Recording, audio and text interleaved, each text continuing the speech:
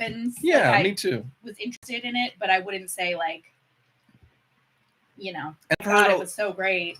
Kevin was saying a lot of people were complaining about the acting. I didn't love much of the acting, but I wasn't thinking the whole while I was watching it like this is the worst acting. Me either. This is the worst. I was just gonna say that Selena Gomez has lost so much weight.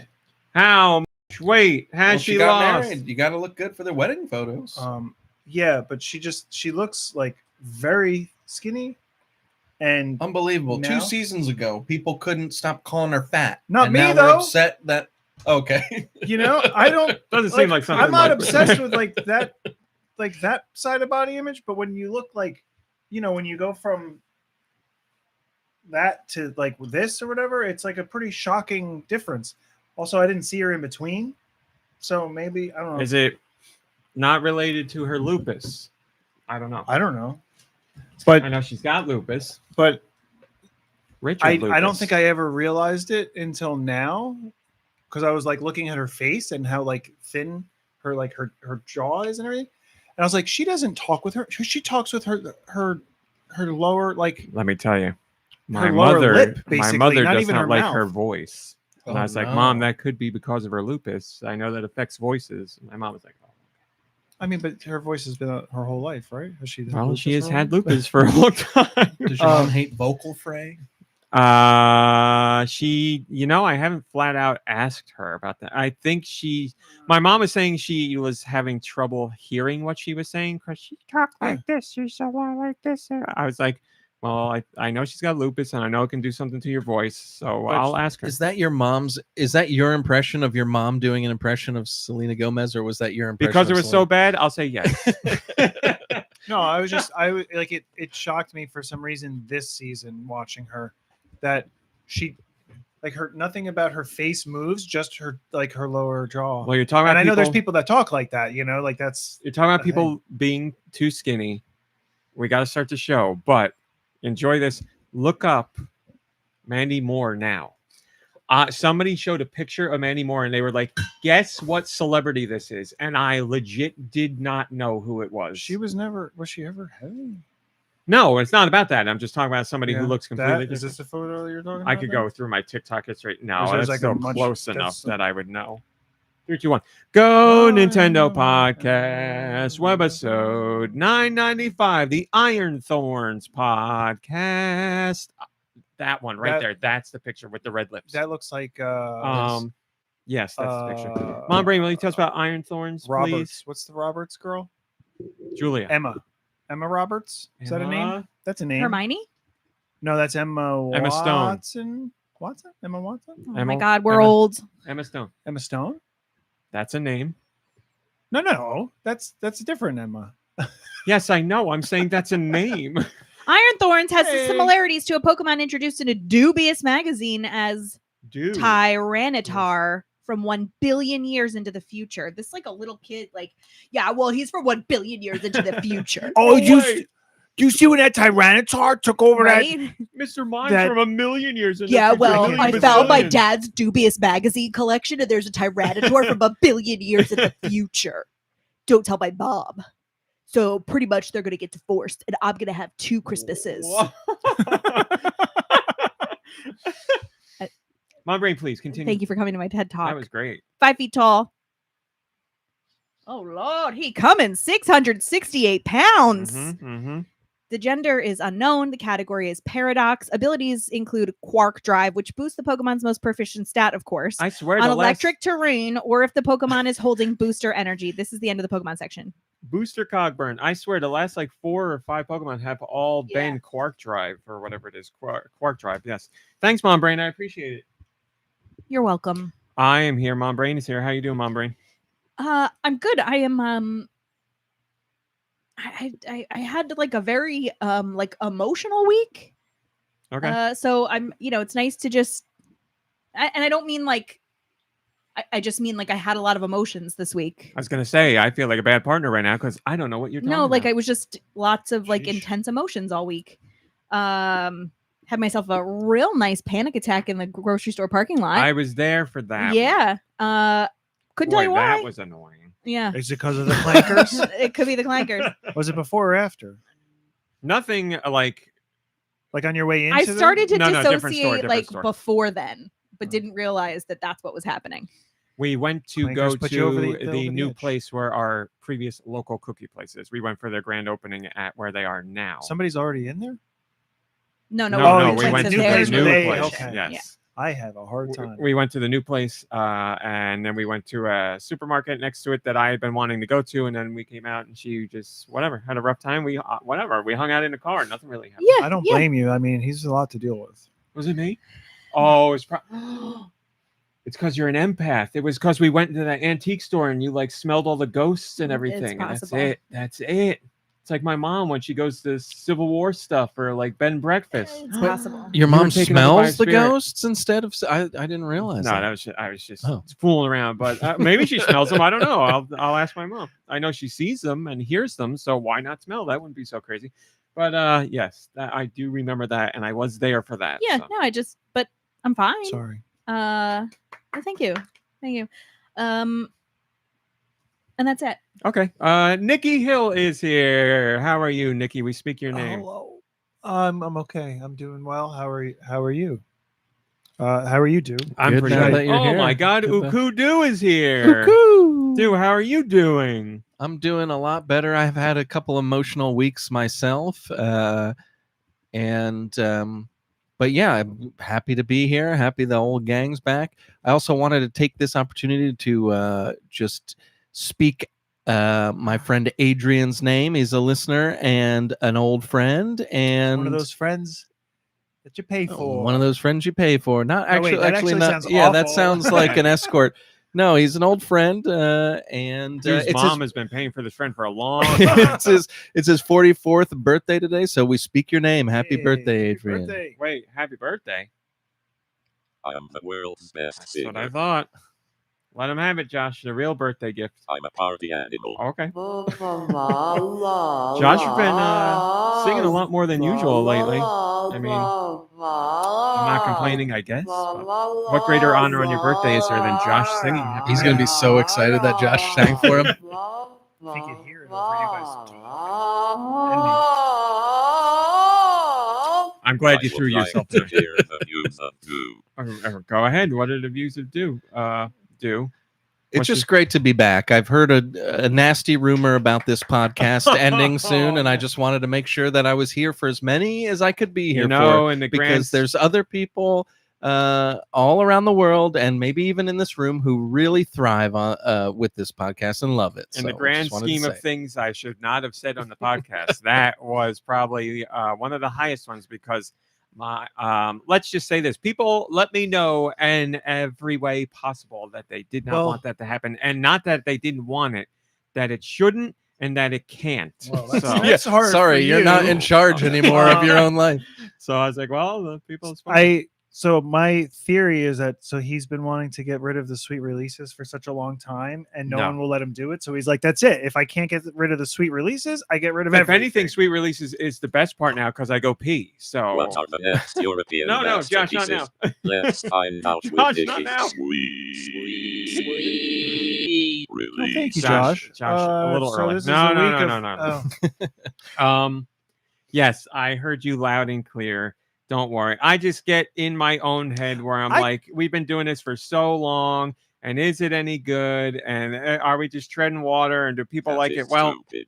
that was stupid. Well, Josh, if it's not it. if But you that's said how you've you been feel, thinking about it for a while, and none of us have heard of it. Not even the spiders and flies caught on.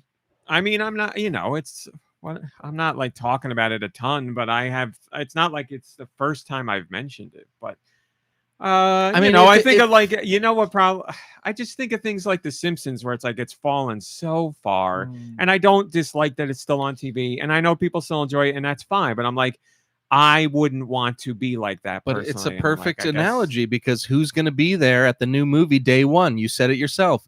You will be. So there's those old fans that'll never forget. Secondly, if you truly feel that way about the podcast, well, that's one thing. If you're, like if you feel that you've done, because because you're the host, you do a lot of work for it. So if it's the workload that's annoying you, then I can't blame you. I'm But the if it's star of the show. but if it's because you don't know if people like it, it's like, well, first of all, people like it. Second of all, who gives a crap? Do you like it? That's the kind of important thing. Thank you. That's nice of you to say. I do like it. It's just, I have an idea. And Okay. Josh just gave it to me. Upload all 999 other episodes, and then you put in the weekly news, or have the AI algorithm read the website for the top news, Mhm. and just let AI create it. Although I don't want to be a part of it. Don't put AI Nicky Hill in there. Okay. AI don't want to be in it. So That's what we've been missing. Well, that was a Tim and Eric thing. But so, yeah, what were you gonna say, RMC, about you were explaining? You said it's not that I don't want to do it or I don't like doing it. Oh, it's, no, it's just like, I get in my own head, and it's just because it's gone on for a long time. And That is stupid. even if only one person was listening, it doesn't matter. None of that matters. But it's just like, is it?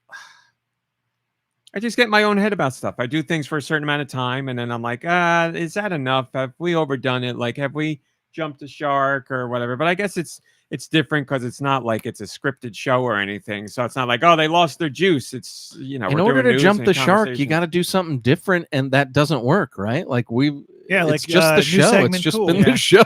Yeah, I know. Yeah, it's like I said, just stupid. What's the? There's a term for this. GoNintendo podcast. It'll come to me. Let me say hello. Oh, let me say hello to Josh.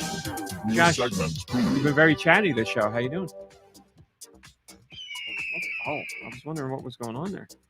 On brain, please. Josh, hanging and banging, baby. Life's treating you good. busy week. You're a party animal. Hell yeah. Hell yeah.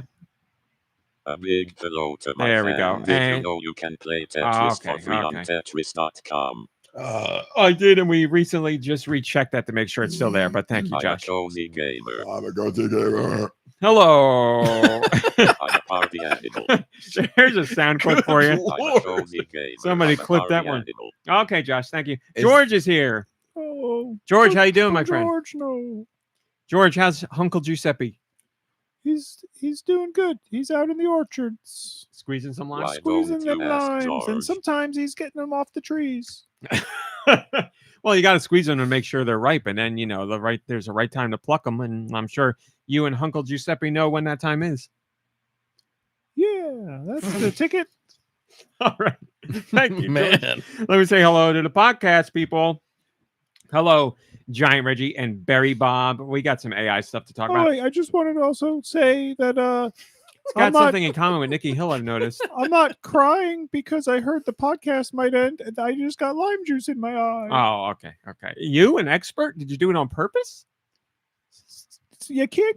Sometimes you just can't control the limes. The limes I get control you. I get it. I wouldn't want to control them anyway. In fact, I put it there myself. It's a daily beauty regimen, and here's me also saying this. Also, I'm never actually carrying Why these don't you limes. ask These George? limes are keeping me grounded. Okay, thank you. Hello, Sneaker Hacks and Radical Defect and Nico welcome. Daruni. And Tony De La Mancha and Red Souza and Mom Brain. And Roth, what do we got here? Cinnamon bun. It's cinnamon. Nicky Hill and Do Michaels. I really missed you guys since you've been gone. Wow, I that's missed nice. you too, George. Roth says I was in the orchards with Uncle The lime Giuseppe. orchards? Yeah, last week I was with Uncle I think it's Giuseppe. a grove, right? I don't know. We call it orchard. We call it orchards. Yeah, probably Grove. Orange Grove, Music Man. lime. We got to speak his name. Yeah. Music Man, we speak your name. Roth says it's Cinnamon Roll Day. Happy Cinnamon Roll Day, everybody. Is it? Hi, Dre. Good to see you. Sorry, I'm trying to get through the rest. Hello, Gecko Kitsune and E17 and Human Fart. Who's not feeling good? E17 went through something. I'm trying to find out what it is. Hi, Stilbert. I Stilbert put a picture in This is from yesterday. I didn't see it. Saw this on the internet. Parking space with 4 squished limes where the tires were. George? My babies! My bones, you George. Yeah. E17 says, had a bad few weeks. I treated myself. Thank you. I hurt my shoulder, so waiting for it to heal. I've had an injection, so hoping once the needle flare settles, it's like, well, we hope you're feeling better, E17. Let me tell you, I had to have one of those in my heel for my plantar fasciitis, and it was the most painful injection I've ever had in my life. Hi, Guy it was Bones. awful. I remember, I've seen you go through painful things before, more than I ever could, and that one, I'd say, I would agree, seemed like you hated that one the most. It was real bad, and I made a noise, I did a yeah. And did they think they opened the door afterwards, and the ladies at the reception desk looked in, and I was pale and shaking. It was so painful. It was How awful. painful was it? It was more painful than a lime to the eye. So that's it. and I don't know what your experience was, but they literally pressed on my heel to be where does it hurt the most, right? Because they got to find where to inject. So it was already painful, and then it felt like flaming cement just being pumped in for minutes upon minute. Yeah, and they tell you we'll do a little lidocaine first, and you're like, okay, great. What am I gonna feel? Everything is what you feel. Yeah. Horrific. So I'm sorry that happened to you, and I hope it was more pleasant than mine. E17, experience. please check in with us as soon as possible and let us know you're back to perfect health. All right, we got some things to talk about before we get into the Patreon stuff. This isn't a top story. It is gaming related, though, and I wanted to say it. Guys, Dan Forden is leaving the game industry. I'm sorry. Van Dorden? No. What did I say last Van night? Dorden is still there. Dan Forden Forden is leaving. That was backwards. Oh, yeah. You're going to have to think about it. I don't remember. Dan Forden is leaving the game industry. I know you don't know that name, but you definitely know the man. We know him. Is that the English version of Miyamoto? The translation? No. Is that him in the Discord? The English translation of Miyamoto's name. That is funny. I am not Dan Forden, but I do know him. That is funny.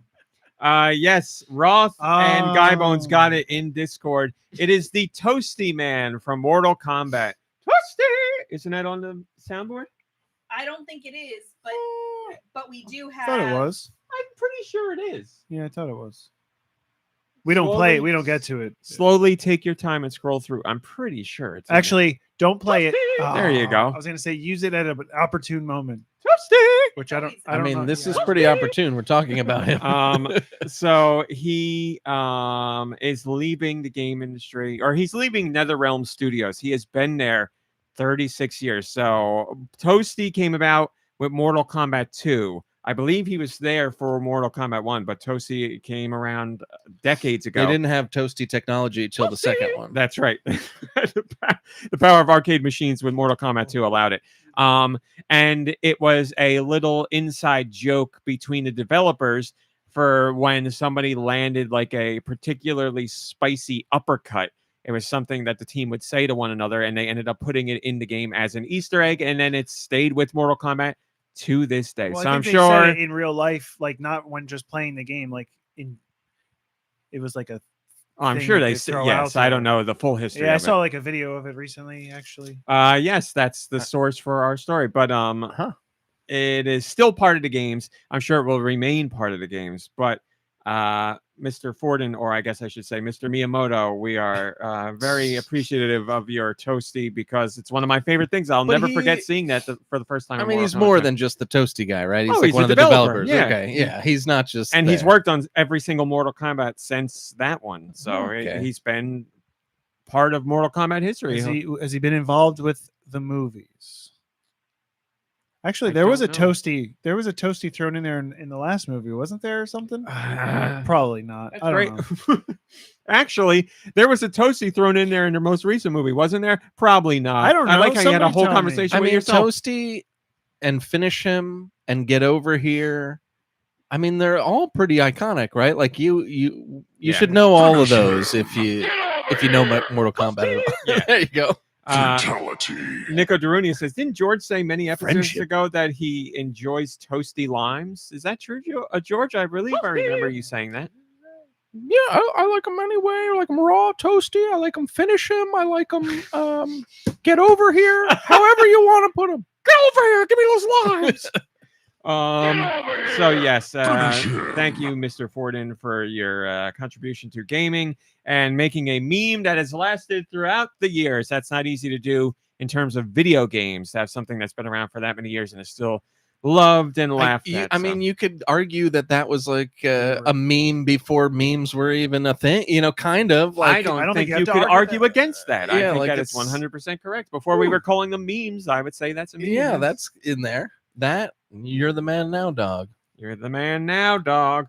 So again, congratulations on 36 years at NetherRealm, and we wish you the best on your future endeavors. Next up, a little something from the Bloober team. Although, I'm sorry, Mom Brain, have you watched It's unbelievable. Peacemaker? Well, she No. posted a She has photo not. here with a monarch You're right. butterfly You're right. landing on her glasses. You are and so right. And makes me a all the little listeners worried. would love to know more about this photo that they've just heard about right now. You can check it out on YouTube. That's AI, right? That butterfly. That is real. It's real. It's real? Yeah. Holy Yeah. cow. Well, so They're there's- talking about a picture Mom Brain put in the Discord of her with a butterfly on her face. So if that's why you joined the Discord, because you get that amazing stuff. the third graders study life cycles, and my friend teaches third grade. There's like a, Did there's somebody? proof. So they have the caterpillars that go into the chrysalis and so on and so forth. Nicky Hill just did a little Mario Galaxy. Oh, yeah. It's better So than I the got new to guy. meet one of the monarchs, and it was very exciting. So what comes next in the life cycle? Unfortunately, We let it go and we watch a bird eat it. Have you seen that TikTok? We There's let it nothing. Oh yeah, yeah. There yeah. are few. It's the what's that toy the little girl has? Oh, the that little that the flyer. Doll spins that and it goes up spins. the chimney. No, or it goes yeah, it up goes over the house. there's two of into them. the Yeah, fire, there's one yeah. that goes into a fireplace and one that flies up Those into the sky. Yeah. Are so funny in such a disgusting, sick way, especially for someone who does the job that I do and like cares so much about kids. And then watching the monarch butterfly get eaten by a bird as all the school children are outside with it, that is top notch. The height of humor for me. Okay. It's terrible. And they learn a valuable lesson. A couple of Exactly. valuable lessons, to That's be right. honest. And what does And the that's Buddha another- tell us? Everything you love will eventually make you miserable. So let go of your attachments. Wow. And that's also another Man. thing that The Simpsons foretold, I guess. Like when Butterflies? Lisa saves a little chipmunk or something and sets it free, and then a hawk comes and grabs it, or an owl. They did it multiple times. My but- God, are Homer and Marge millennials? Did I read that? And is that true? They're Oh, my God. They're changing them because of the time marches on. Now, this could be like, so all I read was the headline. I didn't read into it more because I honestly don't care. But remember how there was the big uproar about something Simpsons related, where it was like somebody's dead, or Ralph is actually a man pretending to be a little boy and he's undercover. And that was like part of like a special episode that's not canonical. Huh. I don't remember So that, this but that thing, sounds interesting. I don't know if it's canonical or not. And if it is, I really don't care. The show's been on for decades. I don't do whatever. I don't care either. I just wanted what to do they complain about change? something. The length of their socks. Well, we're going to be talking about Pokemon. You're going to have plenty to complain. Oh, awesome. Yeah, we gotta get going. Yes, so let me try this again. Bloober team sent something to us. They are the developers of well, they did the Silent Hill remake, but yes, they most recently did Chronos: The New Dawn, which is available on Switch 2 and other platforms. Hello, Grantham. It's good to see you. Grantimus, don't interrupt him. He's talking right now. They wanted to send something just to say thanks for covering the game and Sorry, all that stuff. Grantimus, I was kidding. So they sent something, but obviously they're, oh boy, where are they from? Sweden? Some Nordic area. Let's go with some Nordic area. But they sent something and got it stuck in customs forever. And they just messaged me this week and they were like, it should be coming and it might show up on Saturday. And I said, I can talk about it on a podcast then. So they sent me a nice little Switch case with Chronos: The New Dawn on the front. And don't let them merge something related to the game on the back. So thank you to them. That was very nice. And they say what's in on there? the inside, I'm going to say this on purpose. It says Natalia the Sleuth, which is weird. This is for, well, obviously you saw the case. Thank you. This is for the video fans or the video fans of the podcast. Although if you're listening to it now, it's probably too late. And none of this probably makes any sense, but it will for people watching live. They sent me a nice little thing inside the case, a piece of paper. I'm going to show it on the camera right now. Look at that. Look at that piece of paper for me. Look at that piece of paper. Look at that piece of paper. What does it say? I don't know. I guess we can Describe it a little more than that. That's not blurry. Oh. Look at that piece of paper. Good luck. Oh, look at that. Ah, look at God, that hurt. What you got? There's something. It's just a nice piece of paper. Oh, how about it? So good luck. Good luck, somebody. And if you go watch the video version, you'll know why I'm being so weird. But thank you. No, that defeats the whole purpose. So thank you, Bloober team. I appreciate it. That's very nice of you. And that's not on that. If you missed out, maybe you can rewind time and get ahead of it. You know, it's Chronos' whole thing. That piece of paper. I don't know what to say. Whatever. There's a code on the piece of paper. Yeah. Thanks for showing. If you have a Switch 2, for showing us first. Can I see that piece of paper? If so, I showed the code on camera. One of you lucky watchers can try that code on your Switch 2 now, and if you're the first one to use it, then the game is yours. So enjoy. And maybe someone in the Discord, if you do cash that in and it successfully worked, it will work for the first person. Let us know in the Discord, and that would be great. Yeah, it's handwritten. It is handwritten. Hello, William. Good to see you. We hope you're having a great weekend. Okay, moving on. I did that. Mom brain. I thought I turned For it over $1? For $1. Thought I turned it over to you for a little bit. We went to the movies yesterday. We sure did. I thought you'd want to talk a little bit about it, and then we'll move on I'd to like Patreon. to revise my score too from last night I'm guessing upwards. Yep, No radical defect. No. because I dreamed about it. Trivia will be. It's not something that came out Smashing. yesterday. If you, Mom Brain will tell you, I promise. Radical defect. We will bring back trivia for the 1000th episode. You have my word. So we have been to the movies a whole bunch lately, and every time we go, or every time we had gone, we saw a trailer for what was it? One battle after another. Oh yeah, with Leonardo DiCaprio. Yeah, you guys canned it from the trailer, Which Yeah, I just kept calling spaghetti. Yeah, and it looked like really bad. And you know, I had it bad for Leo when he was in Romeo and Juliet and What's Eating Gilbert Grape. Influential in my life, apparently.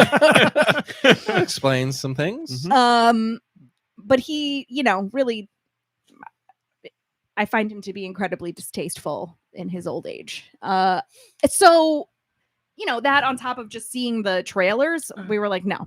So then Ramit has cousin. I just want to be clear. I wasn't like no, but I was like that was a bad trailer. You guys were definitely like no. Yeah, it looked real bad.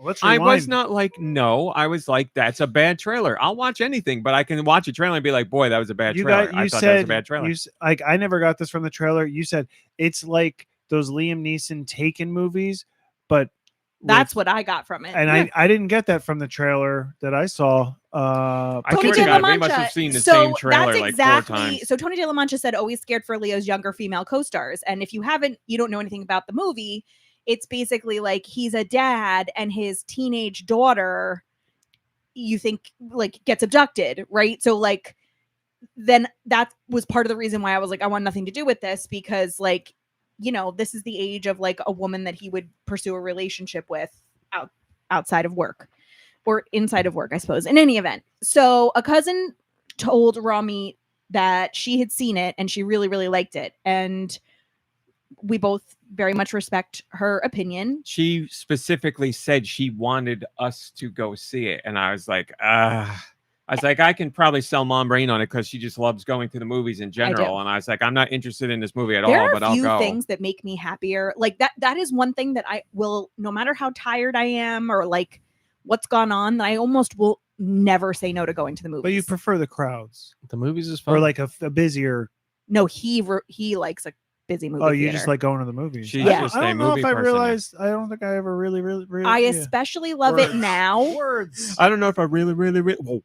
I especially love it now that there's assigned seats and that the seats are really comfortable and that they're made out of not cloth. Like it feels cleaner and nicer. I just love it. I love it. I love the movies too. That's great. Yeah. But the movie. So I was not expecting, and I think it was probably purposeful, the movie we watched based on the trailer we saw. The movie we watched, had the trailer portrayed that, I would have been like, buy me 10 tickets. I want to be there opening night. It is, at its very core to me, about being revolutionaries in a time that is incredibly like trying and fraught with like racism and patriarchy, like we're living. It's very timely and topical. I really want to know what trailer you guys saw. I saw multiple trailers and I never saw the version you got. Like I always saw more along those lines in the trailer. We have only seen one trailer, and it was that one trailer. I'm like, I'm where it looks like this. Yeah, where the trailer we saw was very much Leonardo DiCaprio's daughter's been kidnapped by somebody, and he's a goofy dad, and he's a silly dad, and you got to go get him. Like I just saw him as being like at the end of his rope, like stressed our trailer is and like trying to fight a good fight. Our trailer is like, but then his daughter gets mixed up. Him rolling across the floor in the karate place and like putting on the sunglasses and hiding his eyes. Written by Danny Boyle. It was, Danny McBride. Yeah, it was very like they very much highlighted all what you would think would be the goofy things. Danny McBride wrote it? No, I don't know, but I'm just thinking about his first thing was anyway. Did Paul Thomas Anderson write it as well? So, yeah. That's his thing. Yeah, I mean, I wanted to see it just because it was Paul Thomas Anderson, but I didn't realize it was such a huge deal until recently. Well, if you want to go see it and you don't want to go by yourself, I'll go with you. Oh, wow. That good. And I love the movies. Smell those cookies. So there was just something about it that I felt for me and my like experience and where I am in my life. I felt like there was enough humor and hope in it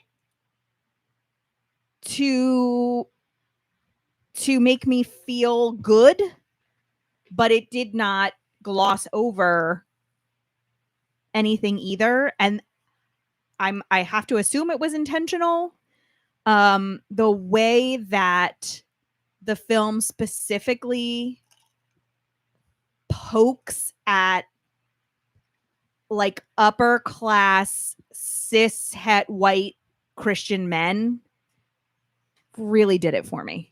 Like really, really did it for me. And I also loved how, like, with the exception of one or two characters, every single character in the movie was morally like shades of gray, right? Like even the like good people in the movie, you were like, oh, you're flawed, which I really like. Like, I don't, that it's not the kind of movie you want there to be like, there's the good guys and the bad guys. Like, that's fine for whatever. But I just think that the choices that were made and the way everything was done in the movie really like struck me. And then I dreamed about it last night. Which, means to me, like, it really did like get me thinking. And well, yesterday you gave it a 7 and you said you're revising your score. So now it is I think it's an 8.75. Wow. That's a big revision upwards. Yeah. Wow. It was also a lot to process, like right after the movie to then like sit and think and whatever. So the point is, there's like a little bit of like graphic stuff in it. So if you're like sensitive, obviously, make sure you know what you're walking into before you go see it. I would imagine if you have like any kind of PTSD around like loud explosions or gunshots, this is not for you. But if you have the means to go see it, I highly recommend it. And that's what I'm going to say about that. There you Thanks go. for giving me the opportunity. I figured you would want to say something about it. It's a good film to watch in the theater. No. That's what I think we both agreed on. But I think a lot of people say that it is. Because it's a good movie. and the movies are fun, but it's not like and it's not something where you're like, if you see this in the theater, your experience will be enhanced. I think people say that is the case though. Like when I looked it up, people were like, "Oh, at the end there's like a whole thing that happens that I could imagine people saying like, oh, you've got to see it on a big screen." But how do you feel about Leonardo DiCaprio after seeing this film? I feel the same way. In fact, I think that's what was kind of holding back my score a little bit. Like, so you got to separate the fart from the fartist. I'm trying. Speak into your microphone. Okay. But he did so you still don't like him as a person, but his performance in this film was Leo worthy. Yeah, I mean, I'm not like a huge, you know me. Like, I don't really. If it's not Mads Mikkelsen, she doesn't care. Well, okay. And I don't think I watch movies the way you guys do. Like, I'm not. I don't pay as much attention to like the like art part of it, right? Like where you guys like can really tell like a really good actor and a really good camera work and like really beautiful things where I'm like, the movie made me feel like this, so I liked it. Like, you know, most of the time I'm getting it for I don't want to say like the surface level. Well, you think that, but you like study film, so like there are some like I'm sometimes I'm aware of the subconscious, like what's happening on the peripheral or on the periphery or like in the process. And your frame of reference is way bigger than mine. Like think of the number of movies that you guys have seen. But 90% of the time I walk out of a movie, and unless there's like a glaring thing that really frustrates me, I couldn't tell you the deeper layer. That's why like I watch something and then I go and after a day or two of like feeling it myself, I go to YouTube and I'm like, tell me what to feel. No, but like, what's your break? Like, what are these people's breakdowns of what happened? And usually they explain it, what I'm feeling, but I just couldn't put the words to it. Can I tell you guys a secret? Yes. I feel like this is about me. It's about all of you. Oh boy. If we ever go see like a movie or we like watch a show and, we're all like talking about what we thought, I'm usually not the first one to say something. And I'll like listen to what everybody's saying. And if I agree with you, it makes me feel like I was really smart. Whoa. And like really like. Well, that is true. Yes. Like it makes me feel like I have really good judgment. And like I like, yeah, I got it. I got that one. Well, I got something to make you feel good. Thank you. That's very nice of you to say. And it's really specifically I would agree, you guys. but only for them and not for myself. Yeah, but it's like, I get what you're saying. It's not like all of our friends, but like you guys specifically. Like if I'm like, yeah, I felt that way too. Like if we all wrote down our thoughts about a movie on a piece of paper and then like open them up. I love how like, I would be like embarrassed. I like. She got real quiet. The way you're holding bringing us in like it's a secret. Well, it's like embarrassing because but he said he feels the same way. I feel the same way. The only one who's above all of us is him. Yeah. Dude. Sure. I don't feel that way. Okay. I love when I like something and people agree with me. I think it feels good. So when that doesn't happen, then I feel really bad. Like I missed something. Like why did I like this, or vice versa when other people felt differently. So. I do want to give very quickly. Sorry, I do want to give you a ton of credit because you have always felt like that. But and I'm not trying to make you feel bad. It has been like a source of anger for you. But in like the last, 5+ years, you have very much recognized that, B, stepped back from it to like look at it from outside yourself and see like still wrestle with it, but acknowledge it. And like whether it still hits you the same way, I can't say, but you're very much aware of it and you try to maneuver with it. And I think that's very commendable. That's the word. Well, thanks. I do try to be cognizant of those kinds of things. I realize I am a big time star effer in the sense that I might not like somebody in real life, but I'm very good at separating the art from the artist. I can watch good actors and I like gush over them, and it's like they're just acting. It's not that big of a deal. Like most of the time. I think that's the right way to look at it. Like also, how many people do we encounter in our daily lives that just because they're not celebrities, we don't know a lot of details about them, and we probably would think they were terrible people if we knew the details. It just so happens that you're Yeah. a celebrity, so we have access to that information. Unless you've done like really horrible, like, you know. Well, Drake in the chat is talking about the new Tron Ares, and my brain, you know I love Tron, but I don't want to support Jared Leto, and I'm having a really tough time deciding if I'm going to go see that movie or not, because I love Tron and I love Gillian Anderson, and she's very much on the right side of things and not a cult leader. So I'm like, I don't know what to do. I don't know. But anyway, sorry, you were going. Yeah, no, that's about it. I appreciate the kind words. We love talking about this stuff, and the conversations. Sometimes the different ideas is what makes the conversations good. But a lot of times it feels good to just be in agreement genuinely about things. No, yeah, I agree with that. Because I will usually have opinions that are different from the norm, and it makes you feel like an outcast. So when you do, I won't change my opinion based on that, but when you do align with someone or a group of people on something entertainment wise, I'm like, that feels nice. I appreciate this. Like, Mom Brain, you said something this week that I have been buzzing about ever since you said it, and it's one of those things I'll never forget just because I'm a weirdo like me. Do you know what it was? Obviously, it was about entertainment. Was it about the picture you sent me of the quote? I don't even know what you're talking The about. quote that you sent me that you were like, you read it out loud and you were like, who said this? And I disagreed with the quote. Oh, no. No, I said buzzing in a good way. Oh. No, I don't. It was about Don to Don. Dan. What about it? I walked into the room as you were watching, and you looked at me and you said, "Don't look I at me." effing love this show. Oh, And yeah. I was like, oh, that's so great. I do. I was like, I wasn't like I asking do. you about it or anything. You just gave it. You is offered it up to me, so and I'm like, oh, that's great. Farting weird, but also makes perfect sense. And it's so much fun to look at and listen to. And I love it. I love it. I love it. So, yes, you're saying that felt great. All right.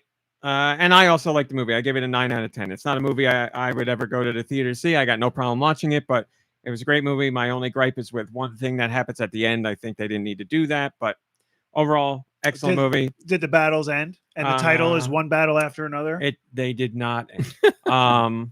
And it was shot beautifully, and everybody in it is great. Like, everybody's great. It was an excellent movie, and No movie for the time. underage controversial romance. It's funny because she's in it. She's the one from that movie, Licorice Pizza. Yeah. She is in it. She's got a very small part, but she popped up like the very first scene, and I was like, oh, look who it is. What's I with their wonder relationship. But his connection to those sisters. I don't know. Oh, I think the music group Haim. But no, he's directed a lot of their music videos and stuff. It's just I wonder why. A little weird. No underage anything in this movie. No. Okay. Well, she wasn't underage. If you say so. No, we're talking about plot lines. Yeah, not actual. But yes, I'm sure you two will both greatly enjoy the movie and have a lot to say about it. I've been thinking about going to a movie. I just don't know what to see. Well, now you can see that. Mom Brain, did you know that you could join the Patreon? For $1. That's right, $1 for the GoNintendo Patreon. Here's what I talked about this week. And let me tell you. Talk about Demi and the Fractured Dream, which is a new game coming to the Switch from Fractured Beam. Annapurna Interactive. I'm a huge fan of Annapurna. During the Tokyo Game Show, they showed off 3 brand new games, and 2 of them are coming to Switch and Switch 2. Are they the ones doing the Lego game? Annapurna did publish the. Isn't that crazy? I know, right? Well, it's Mom Brain and I are playing it. It very much aligns with the kind of games that they put out. Like because it's like you strip out the Lego stuff and it's thematically and what you're doing, it fits with their kind of thing perfectly. But Demi and the Fractured Dream is coming to the Switch. If you like Zelda, and you like the era of Zelda that is, let's go, Ocarina of Time, Majora's Mask, Wind Waker, Twilight Princess, Skyward Sword, to a lesser degree, Skyward Sword. If that's your wheelhouse for Zelda, 4 check out of 5 out ain't bad. Demi Majora's Mask. I in my head was like, don't say Majora's Mask because it's going to be a thing, but I did it anyway. Oh, it's a thing, baby. Demi and the Fractured Dream is something you should check out. The music in the trailer is phenomenal. The gameplay looks like that kind of Zelda with perhaps a little bit more platforming in it, but everything else is all Zelda-esque. So keep an eye on that one. Looks very, very good. I also wrote about franchises where you're a fan of the franchise, yet you've missed one of the entries in the franchise. Oh. Did you not talk about this last week? I wrote about it. Did I talk about it? I listened to this on the podcast. It's probably why he wrote about it, because he talked about it on the podcast. It could be the other way Is around. that not? Well, I went back. I do what I always do on Patreon. I went back in time and I checked the dates on. Because I remember you talking about the Demi and the game, the Demi game. Ooh, Demi game. Hook us up here. Demi Discord. and the Fractured More. Yeah. Pretty funny. I know. I'm sorry. Unless I slipped into a wormhole and listened to a podcast at early. Okay, so Radical Defect remembered it from last week. September 27th was Saturday. So how did I screw that up? Yes, you are correct. Then never mind. So then the one I already talked about. Man, that's embarrassing. I don't know how I screwed that up. So go read the Patreon. So then what I did write about, and you didn't hear about, was Marvel Zombies. MZ. No, definitely didn't talk about that. I wrote about Marvel Zombies, as I've said many times in the past. I really don't care about zombie stuff. I tend to not like zombie stuff. I'm not interested in zombie stuff, not because I'm grossed out or anything. It's just it's not a subject that has ever interested me at all. What? Did we find a zombie show that you like? Well, I liked it a lot more than I thought I would, but it doesn't have anything to do with the zombies. It has to do with, I didn't know that Miss Marvel was going to be the focal point of this 4-part series. And I was like, this is great because I love Miss Marvel and I really like the story they did with her. I will say there were some things in the show that they did with zombies that I've not seen anywhere else, and it's only because it's part of Marvel. Like, were they eating brains? it's not a spoiler usually because go it's for not the a plot brains. point. Like some zombies get into PIM particles. So like there's a city where like there's 60 feet tall zombies shambling around. I was like, I've never seen that. At least I Kaiju like zombies. yeah, exactly. Wait. In the Listen What to what I If said. episode, I've never seen was there that. no? Did there? I remember and Ant-Man Ant-Man. getting big. Yeah, was he a zombie? Yeah, I thought so. I don't Which remember. again, it's the same world. It's not like Yeah. it's they've never done it. Like they did it themselves. It's fine. But what I was just going to ask is this: does the series do much more for that concept than that What If episode? Because the What If episode worked. I had no real issue does it with the do What If much? episode. I mean, like it does explore the idea further, yes, because of what one character in particular is doing. Yes, Miss Marvel, perhaps. No. Miss Marvel. That's the one. Yes. Captain Marvel. Miss Marvel. Miss Marvel. Okay. Yes, New Jersey's own superhero, Yeah. Miss Marvel. Yes. Yeah. Yeah, because the major plot point is related to Miss Marvel and another character that is doing something with the zombies. Captain Marvel. No, Just kidding. I've seen that movie. So it's I liked it more than I thought I would. It was enjoyable because I'm a Miss Marvel fan, and honestly, when I finished it, I was like, there better be more, because the way this finishes leaves things very open-ended. And on top of that, I was like, this really felt like a movie that they split into 4 parts. And I was reading about it, and the guys who did it were like, we wanted this to be a movie, but it could not be a movie because, spoiler alert, it has Spider-Man, and Sony's got their deal where they're like, no, can't do it. So they were like, okay, well then now it's not a movie, it's 4 episodes. And Sony's like, okay, so it's stupid, but you watch it, and the way the plot goes and the way the things happen, you're like, wow, this would have been a great movie. Why didn't they do it in a movie? And now, why didn't they do it in a movie? Did they utilize the Spider-Man from Neighborhood Spider-Man? The voice actor they did. Did it? Oh. Yeah. And I will say this. Was he woke? Was he wasn't afraid of being woke this time? It's funny because as soon as I heard the voice, that's what I was thinking of. I will say this. Spoiler alert, at the end, there's a big fight. The fight I think the Marvel fake spoilers? No. It's like it's a fake spoiler in the sense of like there's a Marvel thing where there's a fight at the end. I thought the What If episodes or a series, when they came to their finales or their final episodes, I thought they did really cool action scenes.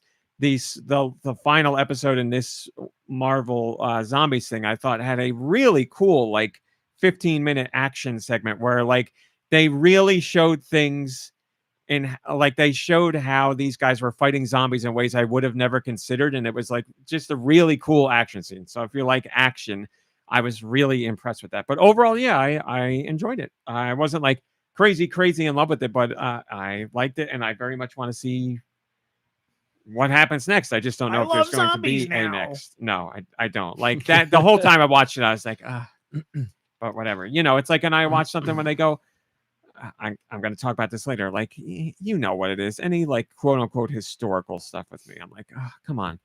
We've moved past this stuff. That's how I feel about zombies. I'm like, we've seen zombies. Yeah. It's here's an enemy, but it's dumber than everybody else. And I'm like, you know, what's more interesting to me?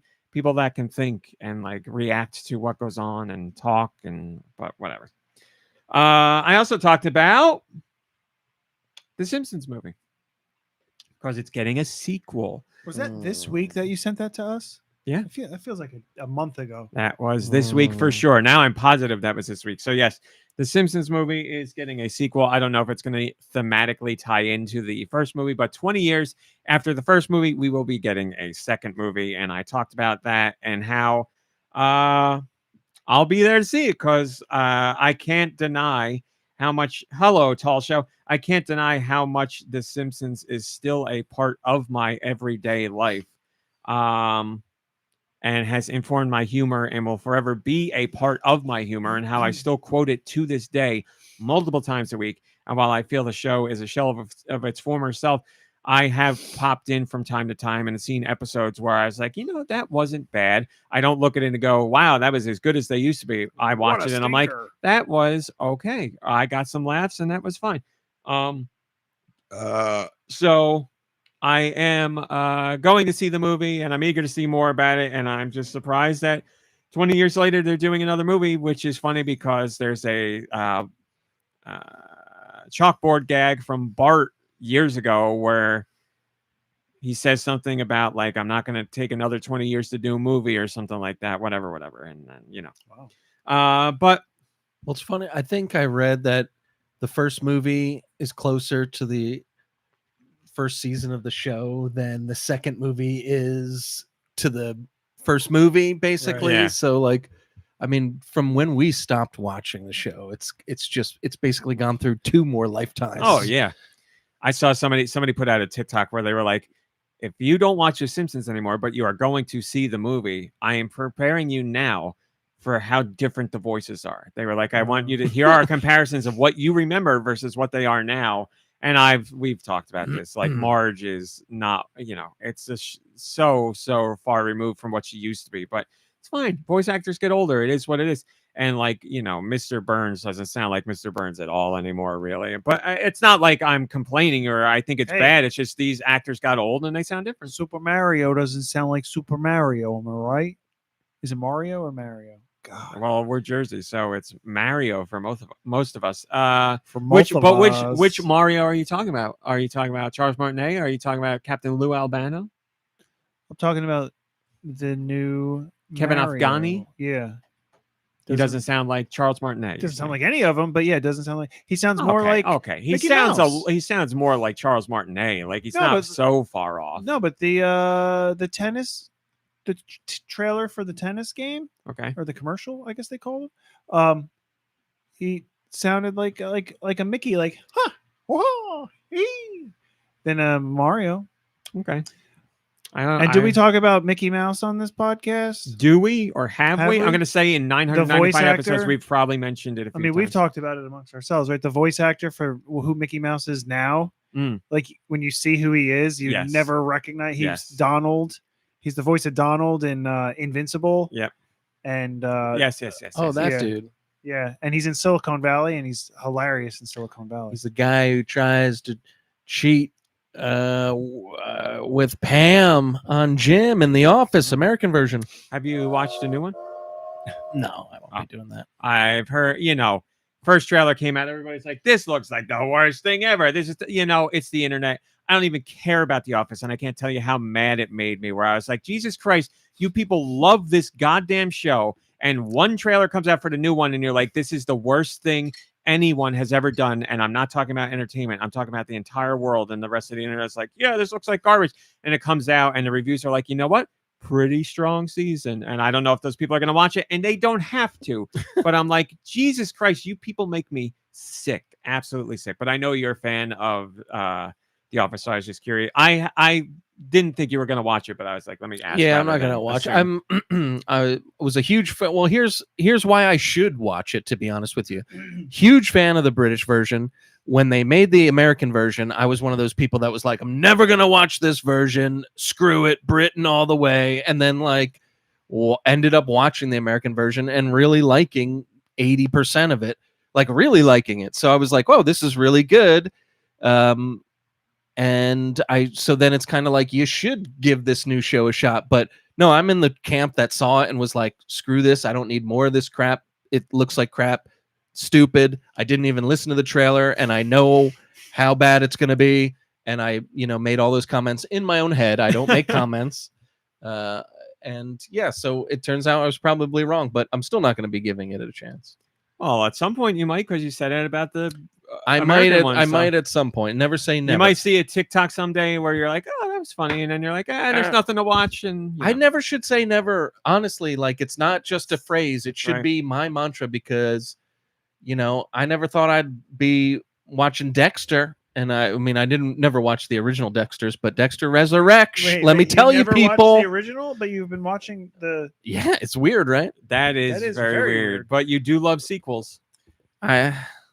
In gaming. I finished. I finished it like season 4 of Dexter, because to me that's like surprise where it ended. I was very upset, and I know all the history about it. I've just never seen an episode before latest, like this resurrection. And again, I'm not saying this to be mean, and I don't mean this in a mean way. So you're a conundrum. Well, look, it wasn't my choice. I was hanging out with my brother and my mom. Okay. They watched Dexter. Right. Okay. They were watching it. I started watching it, and I was like, "This is actually really good." But I was just gonna say, like, unfortunately, then for you started watching the spin-off series that's canceled. Yeah, that's what I. No.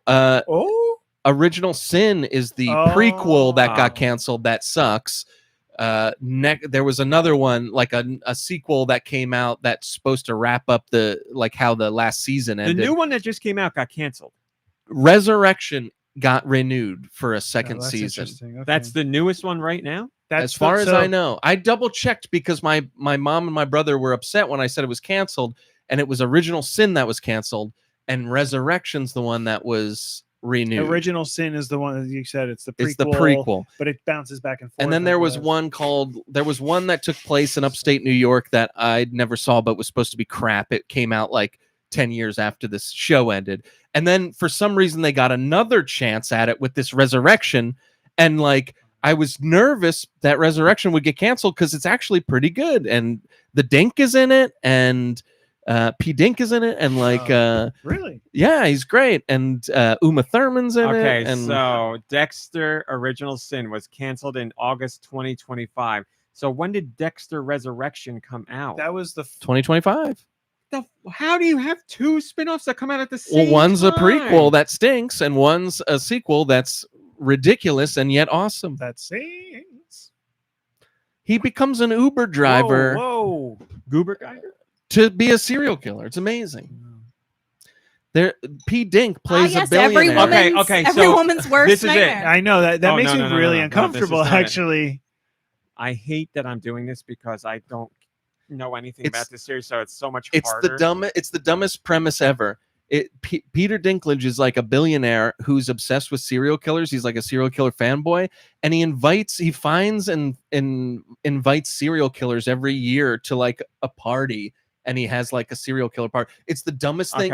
Just saying that, it sounds so dumb. Right. I'm telling you, it's really entertaining. Well, I mean, if I was a police officer, I just get in with Peter Dinklage, and then I'd bust a bunch of... though. He's a billionaire. Dexter Original Sin started in December 2024 and is canceled.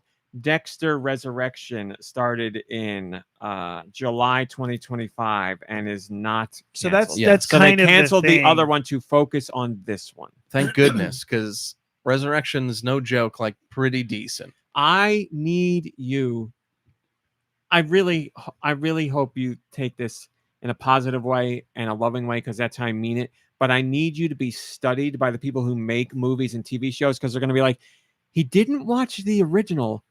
He randomly watched the new one and likes it. Well, there's nothing to study. With his family. Yeah, like I wouldn't have watched it if I wasn't with them. You know, they were watching it because they were fans. So was also, it's not really the opportunity to be like, hold on, guys, let's go back and watch the first series. Like you it was can't a Clockwork get through all Orange that. situation, not to that degree, but you were put in the theater and made to watch something because you didn't have another choice. But yeah, like I wouldn't say, Reacher is mind-blowing TV, but it's so entertaining. And I wouldn't say this Dexter Resurrection is like, Emmy worthy, but it was very entertaining. And like if you had watched either of those, you'd probably feel the same way. It wouldn't be the top of your list, but you'd be like, all right, this wasn't the worst piece of crap. Whereas something like Don to Don, which I haven't tried, I imagine I probably would like it if I tried it, but I imagine it's like stranger than Reacher or Dexter Resurrection is. Oh, I'm sure. You know what I mean? In general, yes, it's stranger. Just trying. So like,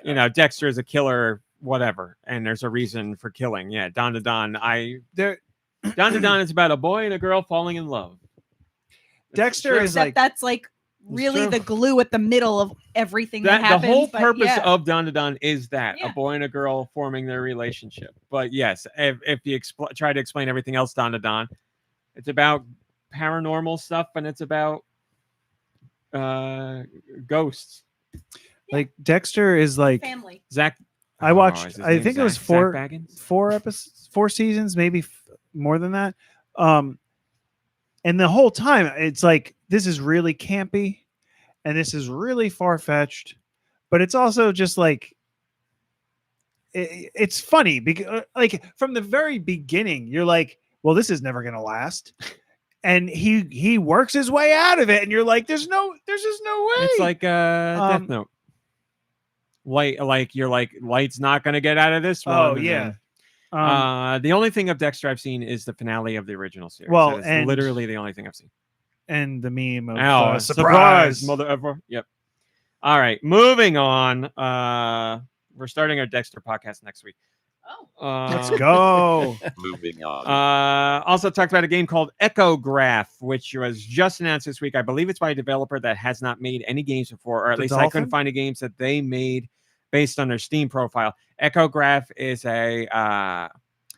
it's an old school style Resident Evil Fatal Frame, Silent Hill-esque game where you take pictures. So very much nothing like to do with the dolphin. No, you said that. This is all you. You convinced yourself. And it looks like a really awesome horror game, and I love supporting new developers, and it's coming to Steam. I don't know if it's going to go anywhere else, maybe at some point, but check out a trailer for Echograph. It looks really cool. It looks like a very cerebral take on Fatal Frame, which I'm down for. It's a survival horror spiral graph game. No. I also wrote about Final Fantasy Tactics, but I'll save that for later. I wrote about Pokemon Legends Z and Pokemon Legends ZA. I apologize, dude. I wrote about this because I was like, man, this game looks pretty darn good. And I was like, is this going to be like the game that gets me into Pokemon legitimately? And I wrote about how back in the day, I bought Pokemon Red as soon as it came out. And I really loved it. And I watched the Pokemon cartoon, and we went to the Pokemon movie. And like, I didn't dislike Pokemon. It's just I brute forced my way through the original Pokemon game. And I know that's not how it should be. And then I don't know why I didn't play the next Pokemon game. And then after that, it just spiraled. And I've always felt kind of bad that like Pokemon is a franchise that is tied to Nintendo. And I liked what I played, but for some reason it just surpassed me. And then it's like, well, I've missed so many now. What am I going to do? And Legends being a spinoff, I'm like, man, it looks really good. And I know Pokemon fans in general are like, this game looks awesome. This is what I wanted from Pokemon. And I'm like, I don't know. Like, I really think I'm going to get this one when it comes out. It honestly looks good to me. So I just talked about my whole conundrum with Pokemon in general. Aren't we, isn't Pokemon canceled though, since they did that whole campaign with the White House. I saw that there was like a TikTok or a Twitter. There was a tweet with it's funny Pokemon theme song. You must be going to the same corners of the internet I've seen, because I've seen people discussing it as if that's what's actually happened. So to some people, yes, that's correct. To others, no. And then finally, I talked about, which I haven't wrote about in a while, wrestling. Pokemon Black and White Striped.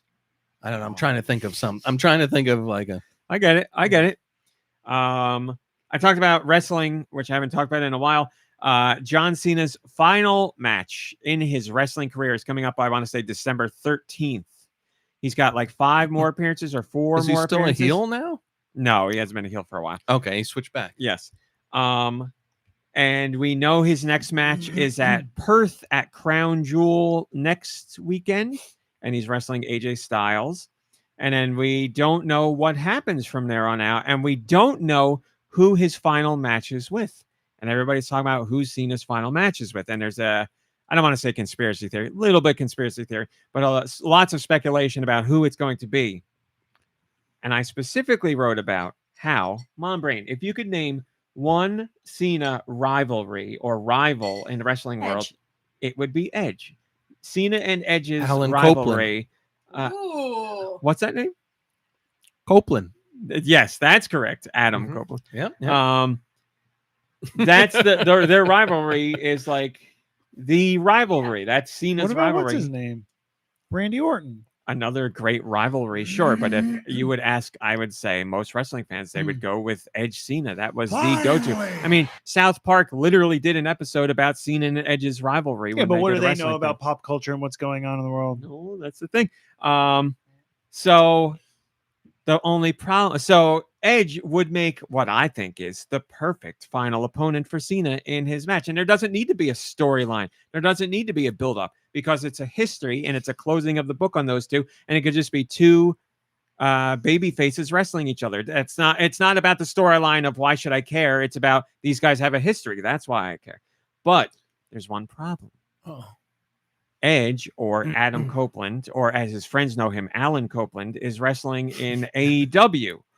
But yeah, I mean that's not such a thing anymore. Well, between AEW and WWE it is, but he just left. Storyline wise, they wrote him out, and he has said in real life it's because he wants to spend more time with his family. And John Cena is like a brother. So the conspiracy theory is, we don't know when Adam Copeland's contract is up in AEW, but there is talk that it is up, if not now, it is up very close to now. Is there a world where Edge could be the final opponent against Cena?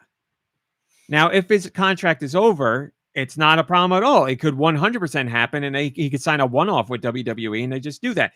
And if Cena is like, I want to wrestle Edge for my last match, no one's going to say anything about that. They're going to be like, yeah, we'll make it happen. I would imagine if there's ever going to be a time where Triple H will be like, okay, we will talk to AEW and see if we can make it happen, this would be it. And Tony Khan in AEW, he is a historian of wrestling, and he knows how important Edge is to Cena's career and all that. And just as a fan of wrestling, he is a fan of wrestling.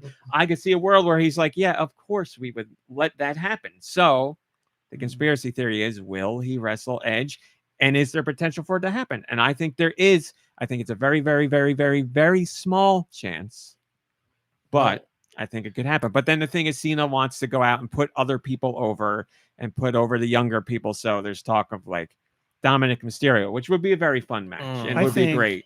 And I would like that, but I really think it should be Edge. I think John Cena needs to go out during like a Royal Rumble and he's the first. He's the first. It's one over. out. He did his last Rumble. This is can't I do think it. That's how it should go out, though. He can't. He's the first one, and he has to fight through everybody. It's over, and he gets kicked out on the second. person. Nicky, you missed it. He did his last Royal Rumble last year. It's over, man. I know, but I don't know. Get with the times. I know, but I don't know what I was. Or say. like HBK and the Big Show, like all these people come Big back. Show's in AEW. Well, they come back for this. Well, because of that, he's the large presentation over there. No way. That would be amazing. That would be so great. That's large presentations music. Oh my Big God. PowerPoint. Or no, we can't Can't be do big. Big PowerPoint. Huge PowerPoint. That's like his. That's his finishing. Sorry, LPP. You've been cut off a few times now trying to Yeah, get this is going to out. be really funny. This is worth it. They should just WWE should just do, should just serve their root beer at all their events, and then A&W will lend them their wrestlers, right? I mean, is that it was going to be funnier if I could say it 10 minutes ago when I came up with it. I was waiting for you to stop talking, but anyways, thanks I'm everyone. sorry for continuing Thank you. to talk. Yeah. Or cream soda, I don't care. Alan Copeland and A&W Wrestling. There you go. It's a Colonel. There's your picture. Still very funny. Very funny. As a fan of root beer, I appreciate it. So that's what I wrote about on Patreon. You can join for $1. Hello, Malik Halo. Good to see you. $1. And I think that's... Oh, I want to say very quickly, another congratulations to Any Austin. Name of Austin. He... lock the door and turn the let me lights go down to low. his Blue Sky That account. was for raw meat. Yes.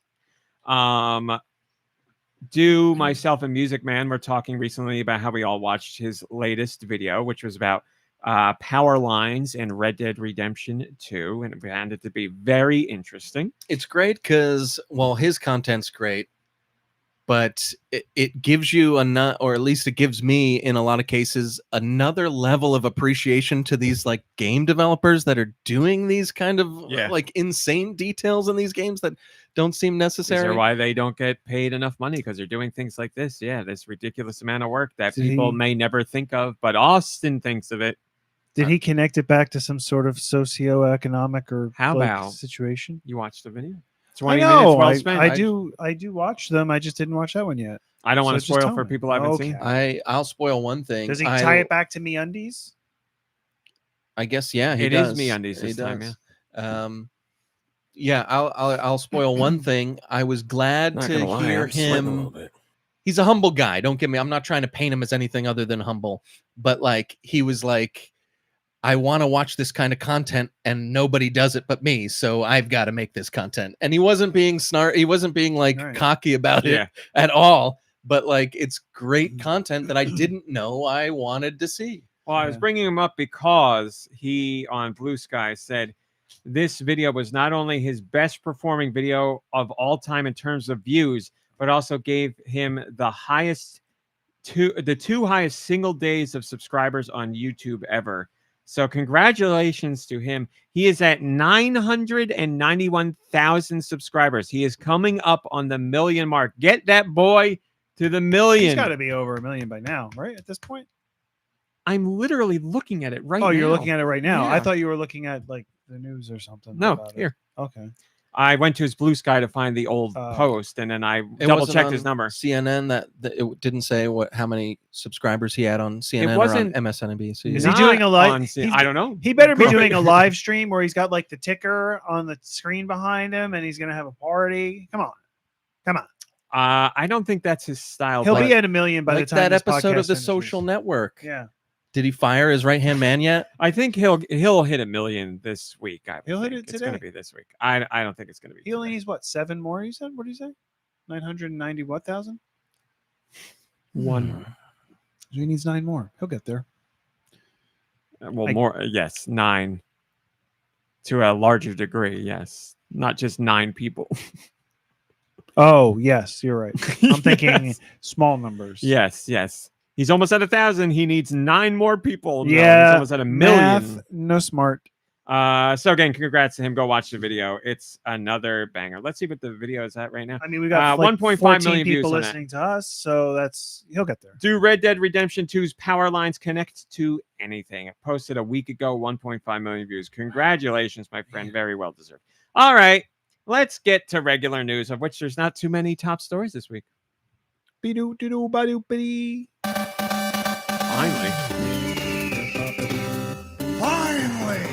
What do we got in top stories this week? I got music. Let me make sure I tell you what actually happened this week and not have another Patreon screw up. Nintendo put out their newest corporate social responsibility. Make it quick. Get through the news. Why? Thought it'd be fun to do that. Nintendo put out their latest corporate social responsibility report. And I'm not joking when I say I actually like this, because you get to see what Nintendo does to try and keep their business on the up and up and let people know, hey, here's how we do what we do. Here's why we do what we do. And here's how we try and make it as good as we can, not in terms of quality, but in terms of treating people. So they updated the report, and it has some new details on... Boy, oh boy, did social media have a field... Well, let me say this. Boy, oh boy, did one social media platform have a field day with this. Was this some woke crap? Well, yes, according to one social media platform. I'll let you guess which one.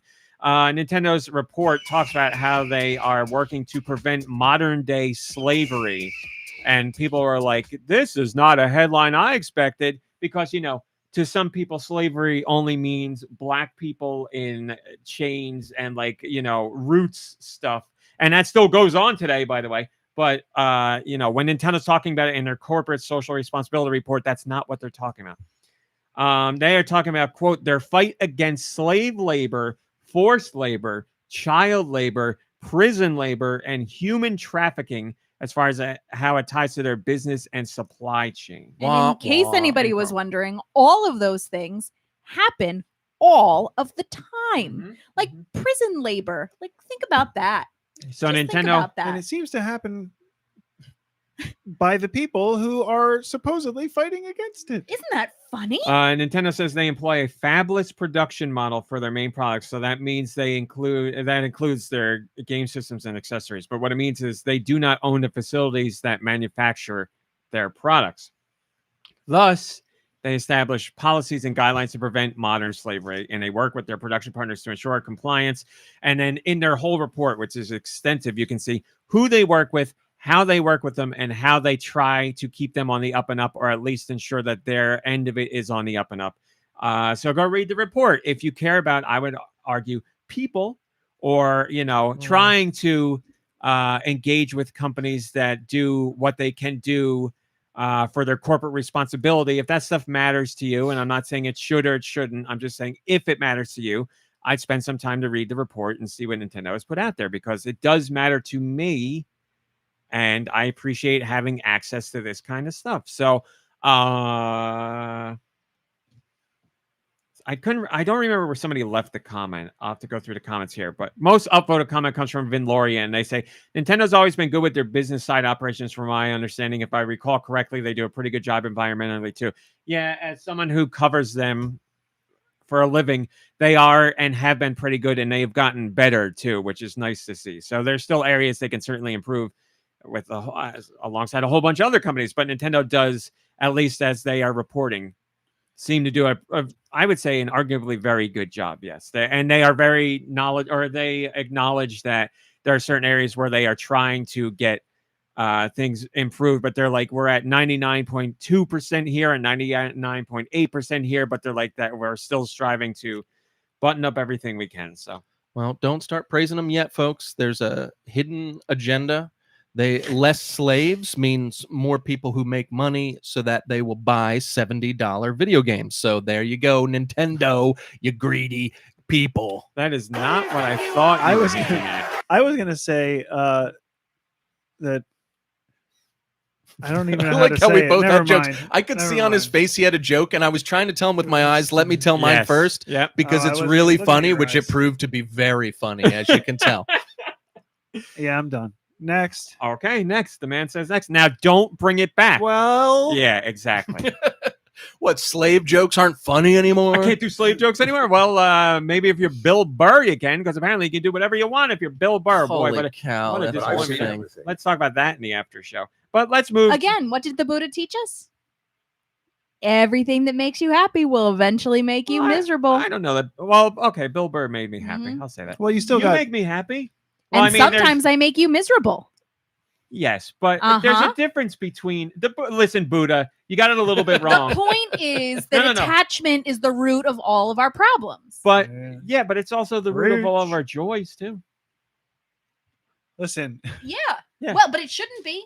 You know, we should have learned everything still- from the facts of life. You take the good, you take the bad, you take them both, and there you have the facts of life. So there you go. And let me tell you, That's a life. that George Clooney back then, yeah, come over and fix my. I want to be Miss Garrett. Fix my pipes. Do you think he fixed Miss Garrett's pipes?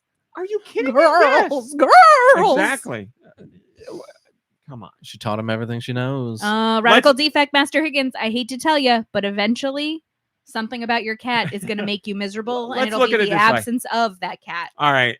I you know what? I'm not even going to get into this territory. I was going to pick apart Facts of Life and Don't who. you dare! No. Let me say the damn thing. I was going to pick it apart from who George Clooney would be interested in over there besides Mrs. Garrett, but I don't want to touch that. Yeah. So I'm not going into it. I mean, let's just say Blair, and that's that. His name's Cluntang. All of them.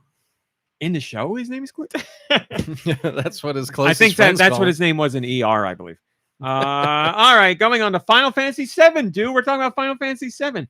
Final Fantasy VII Remake, Final Fantasy VII Rebirth, Final Fantasy VII Remake Part 3, whatever that ends up being. Reunion. I'm calling it now. Ends up being named. We don't know.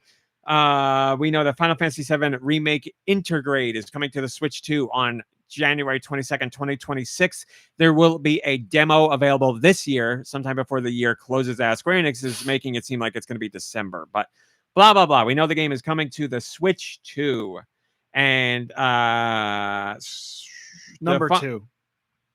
Don't get confused, Switch, people. Number 2, not the Switch as well. Oh. It's a great point, Nicky Hill. And I mean that. Director Naoki Hamaguchi has been talking a lot about the game because Tokyo Game Show just closed and a whole bunch of people did interviews with him. I had a chance to do an interview with him and it went to my spam email. Isn't that great? Bummer. Big bummer because I would have asked stuff. Yeah, like why is the remake so bad? No, I would have asked stuff for real. Can I meet the dog that the song Bow Wow Wow is based on? Nobody. I've read a lot of interviews this week. None of them brought that up. Bow Wow Wow, Bow Wow Wow. So he talked about the Switch 2 and how they're bringing the game over to Switch 2, and he had some very high praise to say about the Switch 2. Son of a bitch, this thing didn't post right.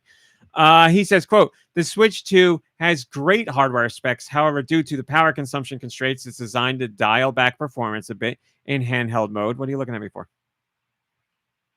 Because you're talking. She's listening. I thought you had something. Just checking in. So since a straightforward port wouldn't be enough to make the game run stably in handheld mode, we had our talented rendering programmers put in extra work on optimization. I'm extremely happy that we've kind of managed to become a model case of a high-end game being ported to the Switch 2.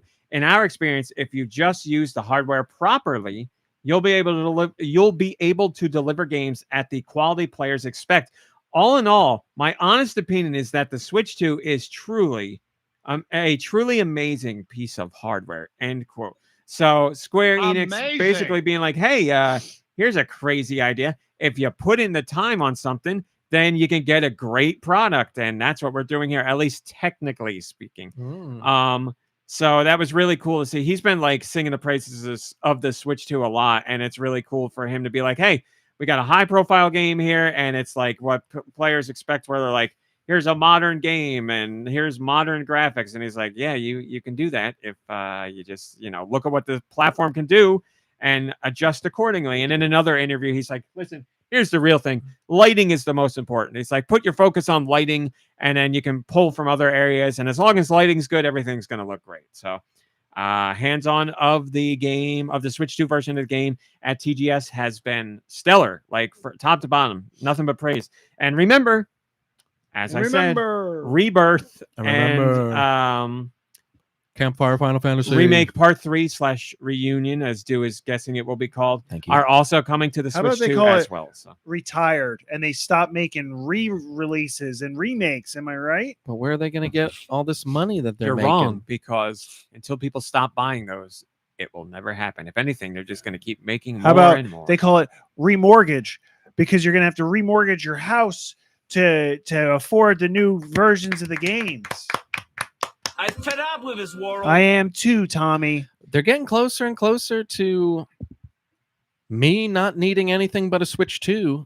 I mean, once The Last of Us and Grand Theft Auto and Red Dead Redemption make it to the Switch 2, I'm not gonna need a PlayStation. Well, Red Dead Redemption is pretty much a given at this point. All the high profile source. No, there's no next one right now. 2. Like Bully. Hear me out on this. Oh, they're working on They're It's all a their remaster resources because, of course, it is. Oh. That is coming to Switch 2. Like all the inside sources that are worth their salt are saying that have been saying that's happening for a long time now. A Grand Theft Auto. I mean, fingers crossed. No idea on that one. What'd you say? Oh, Last of Us. Last of Us. What do you want? Last of Us Part 1 and 2 again? You want to? Well, I mean, look, I'd be happy if they never make another Last of Us or Uncharted again, just because I'm happy with those stories and how they ended. But come on, they're gonna be making new ones. So I'm talking about the new stuff that comes out eventually. Same with Red Dead. We don't have, obviously they haven't announced a new one, but what, they're never going to make a new one? Come on. Obviously they will someday. Well, So they didn't make a new Bully, and a lot of people wanted Bully. I mean, you're probably right. There'll probably be another Bully to Red Dead though. I mean, like Bully was popular and everything. I'm not comparing it. I'm saying it's not crazy for Bully there was a Rockstar to make a game that people want sequels and they don't get a sequel. It's just, Red Dead and GTA, yes, of course there's going to be sequels. The other ones, it's I don't know. They were talking a lot about Bully this week because everybody again was like, "Where's a new Bully? We want a new Bully." And they were like, "Listen, we didn't have a great time making Bully." I've never played Bully, so I shouldn't say anything. I figured that was a reason. I wasn't going to call you out on it. I played it and I did not like it at all. Well, I really didn't say, but it was about school. And again, I haven't played it, so I shouldn't even say this, but like I feel like people remember it with rose-colored glasses. Like it doesn't look all that great. These are comments you probably shouldn't say. Yes, as someone who's never played it, I'm going to say those people are remembering with rose-tinted glasses. Didn't something happen like in the real world? State of emergency, I think. I mean, video games are a scapegoat, but there was something that was like. There was a big blow up. I don't remember that at all. It could very much be true. I remember Manhunt caused a lot of problems, which they did sequels for, and Manhunt, I believe, sold less than Bully. But yes, Manhunt 2 was like a whole fiasco, and like it's censored on the Wii when it eventually came out, like a big thing. But those days have come and gone. Anyway, Zinc says, talk about the importance of having exclusives that make the Square Enix audience want to buy the Switch 2. How about? Well, I mean, Zinc, I don't know. Like, that's a bit strange. I don't know. Oh, well, what do you mean? Like, just specifically Switch 2 exclusives? You can't get the game anywhere else? I don't know. There's any. I can't think of a Square Enix game that is specifically only Switch 2. Thank you. I thought you paused for Zinc to respond to you. Yeah, because there's Switch 2 games from Square Enix. That is what you sound like, Josh. That are on Switch 2 or are coming to Switch 2, like Final Fantasy Tactics and I'm blanking. There's a whole bunch. There's like a laundry list. But yes, as far as Square Enix, I don't think you're going to get that from Square Enix because Square Enix has now said, without really saying it, Square Enix has said like, putting exclusives on PlayStation wasn't a good idea. We don't think we're going to do that anymore. So it's more likely Square Enix is taking the multi-platform approach going forward. So for Square Enix to be like, here's a Switch 2 only game, I don't know that maybe you get a timed exclusive or something, but I don't think they're going to go that route anymore because they're like, they had the epiphany where they're like, what if we put all our games on everything? Then they'll sell more. Like it's such a stupid thing to say. The only ones that shouldn't be doing that are first parties, and they're doing it because whatever. It's different for every company. Like you could make the argument for Microsoft because what the hell is Microsoft doing in the console space anymore? And they're more worried about Game Pass. And with Sony is, putting games on PC and bringing some of their games to other platforms. So Sony sees a market for it there, but that's years or at least a year after it is an exclusive on PlayStation. So it's a little bit different there. And Nintendo just doesn't do it at all because Nintendo's bread and butter is first party.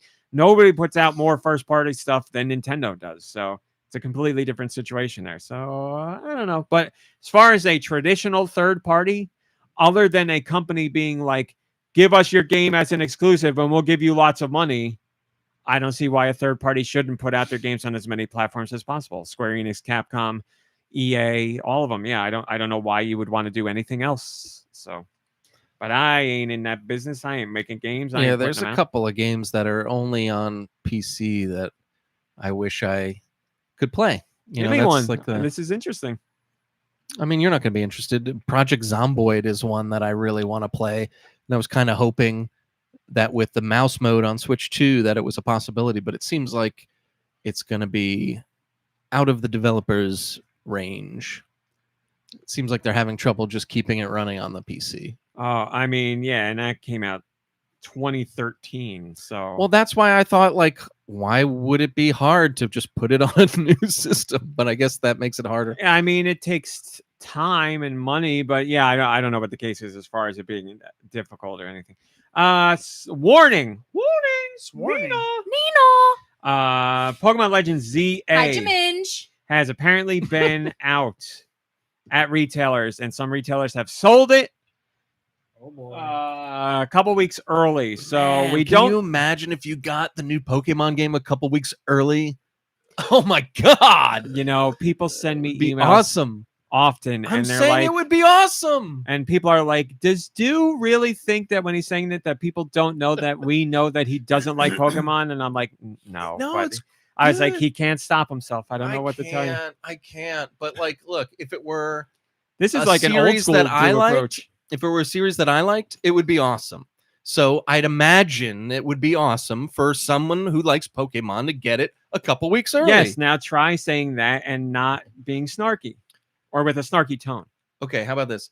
Can you imagine if you were a Pokemon fan and you got the new game a couple weeks early? That would be really awesome for that person. You got to throw in that person. Well, because they're the fan. We know that person. You Okay. said, could you imagine? Could you imagine? Is that a /S or forward Yeah, a slash? little bit backslash. No, there was no. Here's a story about /S in real life. I went to Aldi yesterday. Yes, the lady at Aldi asked me if I was being sarcastic. So here's what happened. This is great. This is why I am excited. This is for why this I story. hate my life and Guys, I hate living inside this head. I want to say this: we don't know this story, and I'm being serious. This is being it's told not live a bad on the story. Podcast. I know, but it's I'm a excited. fine It's story. Aldi.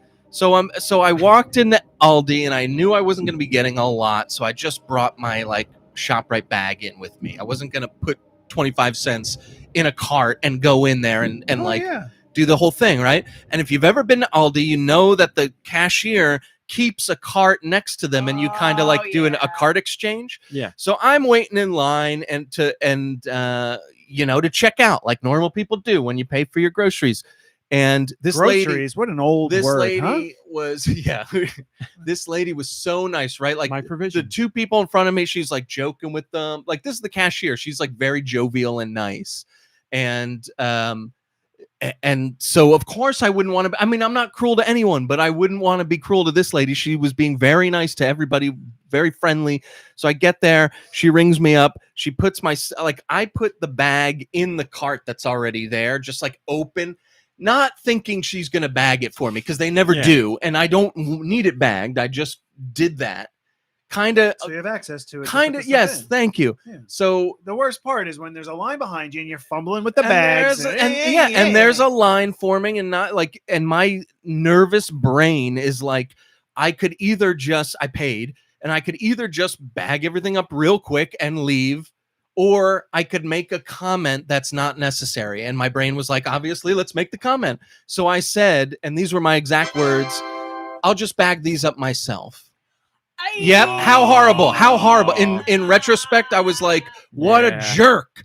So I'm bagging it up and she's like, was that and she said it with like a smirk. She was like, she was like the nicest lady. Yep. And she was like, was that a little sarcastic? And I was like, no, not at all. And that made me think worse. Look worse. Yeah. I was like, she called you out and you backed down. Yeah, but you didn't but mean I wasn't. Yeah, and I was like, Yeah.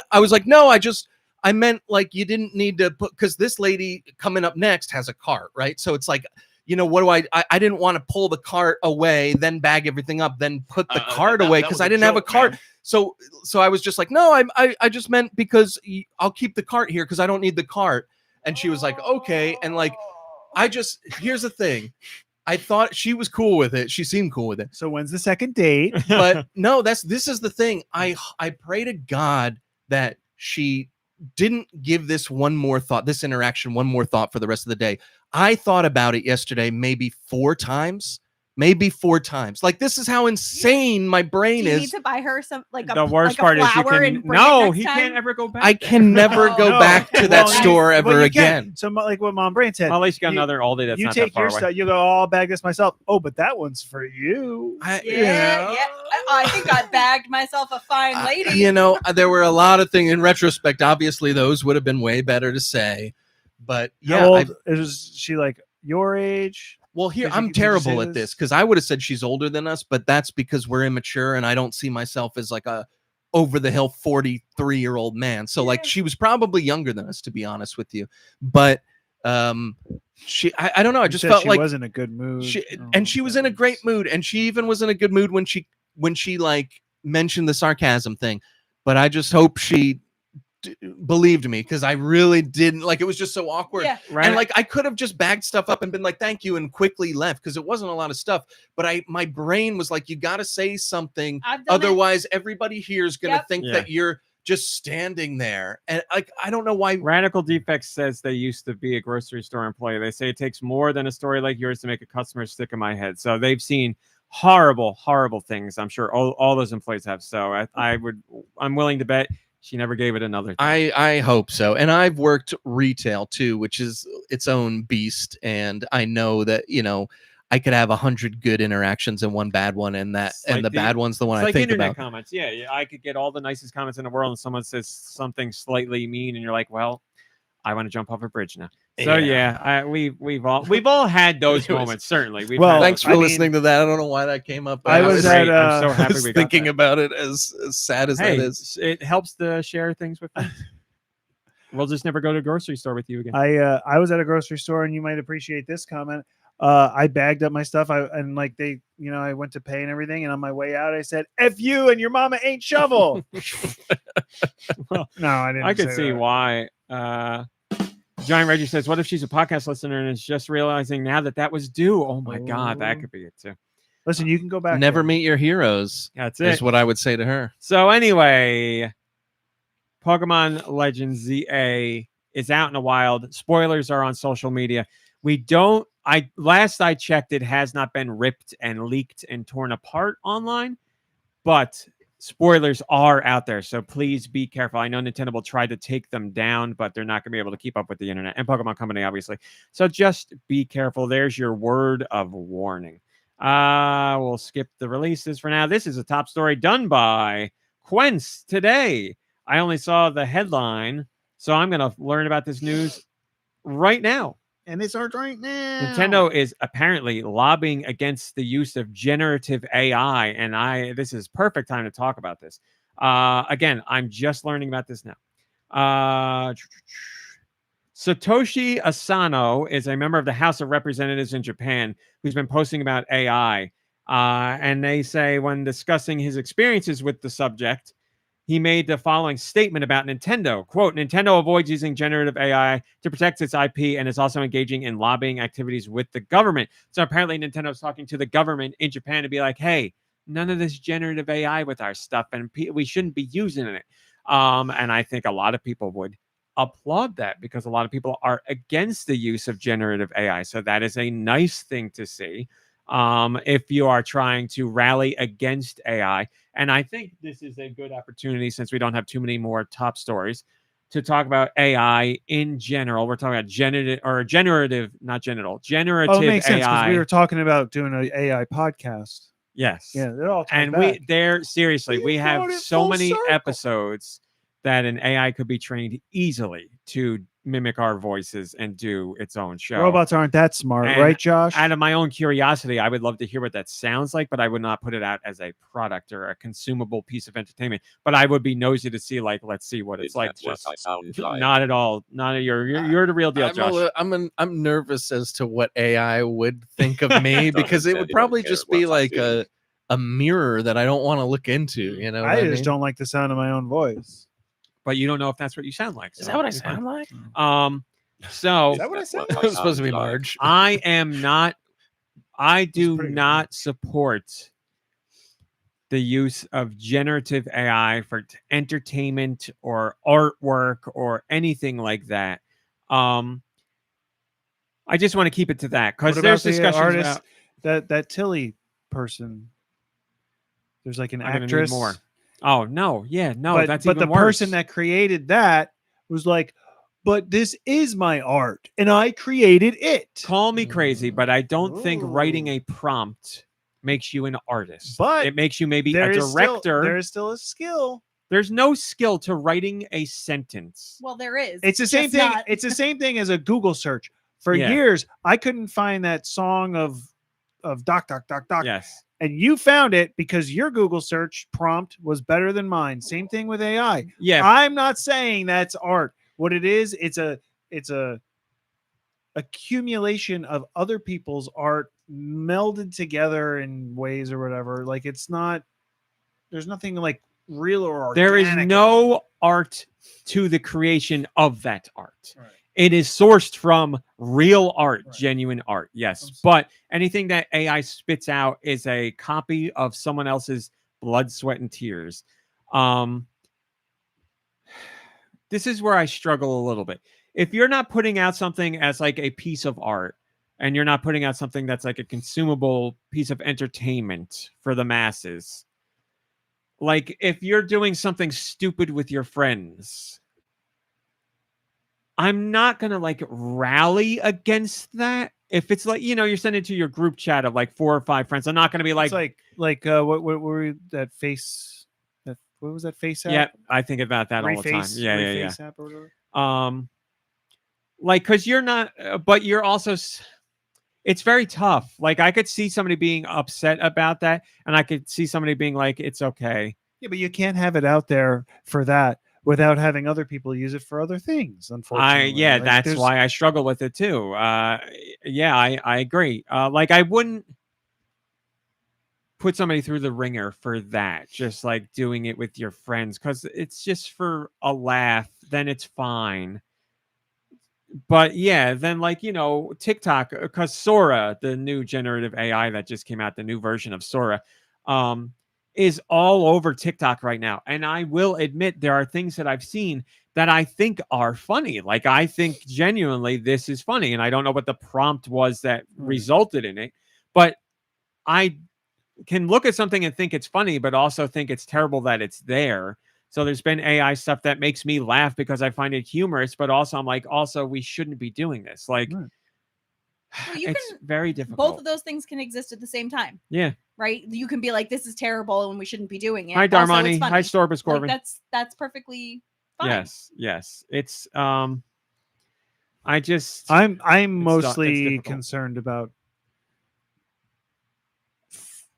false information. We have enough problems with that before AI was even a thing. So now, forget it. As a And kid, the people who seemingly fight the hardest against spreading false information that way are probably the ones who are utilizing it for that reason, and it's terrifying.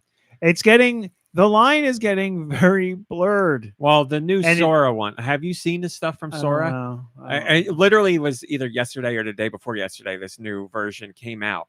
It is insane. And also, so when it comes to media, the media giants are getting gianter, and there's nothing you can do to stop them from just doing it themselves anyway. Well, that's the thing with this Sora stuff. It was trained on like all the stuff all of them are trained on, but it has no filter for intellectual property. So like people are creating Star Wars likenesses of characters and actors, and Mario and Pikachu, and like they're like, and there's one I saw that is legit funny, but it's like not like something that looks like a broken Pikachu. It is like the Detective Pikachu, regular Pikachu model. It looks exactly like the model. And it was like Pikachu in Saving Private Ryan, like shocking people on the beach and running. And it was funny, but I'm like, this also shouldn't exist. Like if somebody made this and just drew it, it would be fine. It'd still be funny. It'd still be exactly the same way funny. But like these companies and the people behind Sora are like, well, the companies can get in touch if they have a problem and opt out. And like, obviously tons of companies are going to have a problem with this because you're getting terrible things with Mario in it, or Peach, or Bowser, or Pikachu, or whatever. It's all nuts. Yeah, Rule 34 is probably. Well, they say they have filters to protect against that kind of against they used a blanket term, but somebody on TikTok was like, they said they have filters to protect against, misuse. And then they're like, here's all this stuff I created, not Rule 34 stuff. But it's like, here's here's Pikachu giving Hitler's speech. And like, here's Mario, like, getting gunned down on the street. Your and filter like, needs terrible to be stuff. that specific. Yeah. The only thing I want. All right. I'm sorry. Hey, all right. Hey, yeah. Hey, I want. The only thing I want to see, excuse me for saying it, is that terrible drawing of Mario and Sonic going at it. Yes. But like the real characters. Let's Yes. just go for it. Somebody. That's all we've ever wanted. That is the point. I don't want to do it. Well, that's ridiculously easy to make. You feed in the original art as the source and you say, make this scene realistic and continue it, and then it'd be done, and then you'd have it. Right. It's done. That's Well, all we there don't is need to it. continue it. We don't need to see where it leads from No. there. We do. If we're gonna use AI for bad, then And we for also have to you, use it for good. Maybe like that. like Shantae's in the corner watching. No. I just want Mario and Sonic. She's there. behind the camera. Okay, that's fine. So yeah, it's like we're very much out of the Wild West AI, as far as like, you look at it and you're like, this is funny, but does not look real at all. That's Like the the Wild old West. That was the Wild West of you can make like anything could be made, but no one would ever accept it as real. Now we're in the Wild West of I don't know if this is real or not. And people will not know if it's real or not, and it's all. And if something real does happen, we just say, "Oh, that was AI." Yes. And then if something you do AI something, and you say, "Oh, this is real. Look what happened." Yeah, I mean, the president tweeted it. It's got to be real. AI Will Smith eating the spaghetti. Right. No one would look at that and think it's real. And I still don't like AI, but you could look at that and be like, okay, no one will watch this and take it as real. But now you're like, oh my God, like right. Millions of people are going to look at this and unfortunately, think nothing of it. There were people looking at that and thinking it was real back then. Well, I'm sure, yes. Grandmas to a very with small degree. giant crocheted cats. Well, see, that's why we're screwed. Those are the things that I thought were hilarious. Well, Rain sent me one where this girl on TikTok her mom was telling her about a TikTok video, and she's like, "Mom, this is AI. It's about." The AI video is a guy on a boat that's taking a toucan in like a bubble under the water to show it the ocean. And the daughter's like, "Mom, this is not real. He's not taking a toucan." And she's like, "Well, why not? It could go under there." And she's like, "Mom, no, this isn't real." Right now, where we are right now, my biggest issue are the ads. YouTube, AI ads, yeah. YouTube and everything, the AI ads. It's like Google needs to shut that down. Like, you don't need. Yeah, I know, but like, I gave the money sign for Nicky Hill. I can't. Because they're selling. DoorDash is doing it, and Starbucks is doing it. Like real, legit, huge companies are using AI to make ads. It's nuts. It's nuts. Companies have more money than God, and they're going to make AI. They're going to do an AI prompt, and then somebody will touch it up in Photoshop. So DoorDash says DoorDash instead of like or whatever. Yeah, we're cooked. Chat, we're cooked. But Nintendo, at least as far as their property goes, intellectual property, they're talking to the Japanese government, being like, "Guys, we got to do something about this." I don't know. How do you spread that sort of like? Those like morals, like the values that they hold. How do you spread that around the world without like forcing it on people? Yeah, it's so terrible that we have AI. We have immediately we went towards let's use it to take away music and art creation. Like Jesus Christ. Joe Shabadoo has the most upvoted comment, and they say conversation around this is going to be wrapped up in so much quote, but they're just doing it to protect their IP, end quote. So what? Who cares? Nintendo lawyers can be leveraged for good things too. And this is something that will benefit all creatives, big and small. A major player taking this seriously can lead to great things. If I'm not mistaken, Disney has also been lobbying against generative AI. We take wins wherever we can nowadays. Yes, I agree with that 100%. Oh my God, it's almost as though a huge corporation is using their money and power to benefit themselves, but thankfully we benefit as well in this case. However, it's like Joe Shabadoo says, you got to take your wins where you can get them. They did use it for the opening credits of a show, and they got a lot of shovel for it. Well, yeah, and then they were like, "Oh, but we were just trying something out." No, you used you weren't going for a look. You can get that look by artists creating that. But see, that's the half story, and that's not the truth. They did the AI generation to get the look, and then they scrapped that, and then all their actual artists made it. That's the truth of that. All right, they used AI to. I guess. Well, that's okay. That's. And again, whatever. you could be upset about that too, because you could still be like, so real artists. I never heard that. Why wasn't that big news? I talked about it when we originally talked about this on a podcast because I was originally upset like you were about it, and then I corrected myself the week later because they were like, "I'm sorry," but there's still a bad part to that too. You're so apology thank you for the accepted? apology. Right. There's still a bad part I'm not about that apologizing too. to you. I'm apologizing to Disney. The royal you. Yeah. Well, there's still a bad part about that too because you're like, well, why did you have to use AI at all to begin with? Like. right. It's so there's a whole thing there. You can be upset about whatever you want to be upset about. What do they do? Like they traced it then? Like no, they didn't. They did it to like because they were whoever it was that did the interview where they were like they liked the uncanny nature of that Will Smith eating spaghetti AI because they're like it looks weird and disconcerting and they wanted to mimic that style. So they basically that was their AI version of going and filming lions at the zoo or yes and like in the why am I using blanking? real life to do artwork? Yes. Yeah. I see what you're like saying. filming the actual animals walking around. And so that's that the other you thing. Can art, that's you how can, far this, so you can art it. That's how far this Wow. argument goes because no piece of art is wholly original. Everyone has been inspired by someone or something, and everything you create is an amalgamation of what came before that and what you consumed. So yes, but you are a person with feelings and emotions, and you can imbue that into your creation. AI cannot do that. Right. At least No, I now. get it. Who knows? Was that for the Secret Invasion show? Yeah, which we don't want to talk about anyway because that show was terrible. Yeah, but let's not forget. And they wasted what's her face? But she was great in it. I just think like she's great in everything. What's her face? Yeah, you know. Do we know for a fact the movie with the bear? We're just taking. She was in the bear, and she was in the movie with the bear. Ayo Edaberry? No, you know the English lady. You know who we're talking about. She's a wonderful actress. She was in Paddington 3. Oh yeah, yes. What? I know. She was in the show The Bear. I and can't she was think in of her that. name, but yes. And she was in Secret Invasion. Olivia Colman. Yes, there we go. Which I said it was. Well, I was thinking it was funny because she was in a movie about a bear, Paddington, and she was also in The Bear, which is not about a bear, but it does have a bear in it too. And maybe the bear shows up again in the third season. I don't know. I didn't finish it yet. I heard the sequel to Cocaine Bear is going to be Paddington. It's horrible. Oh no! Am I crazy? Did they already do a sequel, or are they working on a sequel? I think they were doing a different animal, but yeah, I think they're doing. I think they're probably doing. That's a sequel what it too. was. Good Tall Lord. Show, thank you. Tall Show wraps Like right it all now, up by there's like saying a coyotes or something. very good. Nice.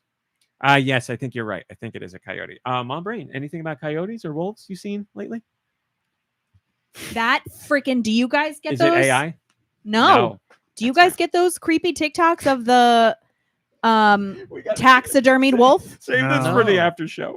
I also Well, you're gonna now. So it's never heard of amazing. It's amazing. yeah, well, your life And it's not AI. is not worse Very for not quickly, having very seen quickly. It looks like what is an actual deceased wolf that has been taxidermied. It's just the head that somebody wheels around. They have like a blanket that covers where its body is, and somebody's like pushing it from behind, and they push it towards the camera, and they play like menacing music. It's the funniest thing. And people in the comments are like, "This is great." Also, why have 9 of the last TikToks I've gotten been this? They're like, why do I keep So do you find it creepy and gross? Yes, it's or you're just getting it a lot? It's unsettling. I wouldn't say it's gross. It's not gross. It's unsettling. It looks. I got it first, and I sent it to her right away. And then when I sent it to her, no, he sent me like 5 in a row. Yeah, because when I sent her one, then I kept getting them, and I was like, they're all going to Mom Brain. The camera's behind it, so you're basically looking at it like it's like lurking. The camera's not. No, the camera's you're in front of looking it. at it. It's like if you you're were coming looking at towards it. me, Okay. and it's very slowly coming towards you, and it's the song that's like, it's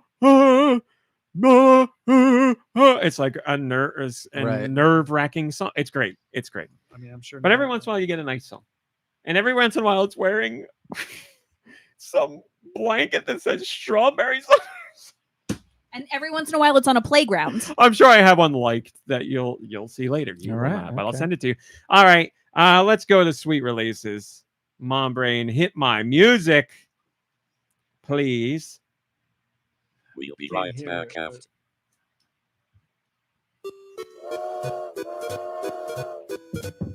Thank you, Mom Brain. North America, what do we get this week? Let me tell you. On the Switch 2, you get Final Fantasy Tactics, the Ivalice Chronicles. That is a Switch 2 edition. You can also get Super Mario Galaxy and Super Mario Galaxy 2. You can get them as a bundle. You can get them as a physical bundle, or you can get them digitally, separately. And yes, there is a free update for Switch 2 players, so you can play them in 4K if you would like. All And 4Ks? mouse mode is supported as well, but only in co-op. That is specifically on Switch 2. The original Switch, what do we got for you? And again, all these are available on Switch 2 as well. A Wild Last Boss Appeared Black Winged Survivor. Battlesuit Aces, Broken Rules Collection, Candy Rangers, Candy Trail, Carlos the Taco, Castle Crumble, Castle of Heart Retold, which was a really fun game on Switch. It has already gotten a remake on Switch again, and it is coming to Switch 2 later, a Switch 2 specific version. But the remake, Castle of Heart Retold, is available on Switch. It was a very good game, and actually, back in the day, we had a sponsorship from them, so go check it out. We don't have a sponsorship now, just we did. I'm not being paid to tell you about it. Catching Spirits, Cats Visiting El Dorado, Colorama Cubes, Craft Your Way, Dawn Folk, the MSX version of Aramo. All out of Aramo. Isn't that the guy from Don't know. Queer Eye? Huh? Queer Eye. I don't. Karamo. There you go. The MSX version of Aramo, as I said. Final Fantasy Tactics, the Ivalice Chronicles, the regular Switch version. Flight Simulator 2025. Grillet Sanma. Guccio Rising Mountain. Hidden Legends. Guccio Rising? Yep. That's not the Gooch doesn't. The Gooch is not normally the thing that rises. There's a guy on TikTok that he's legitimate, as in he's being serious. He's a health guy, but he's insane. And he reads things at the supermarket, and he's like, "Here's why you don't want this."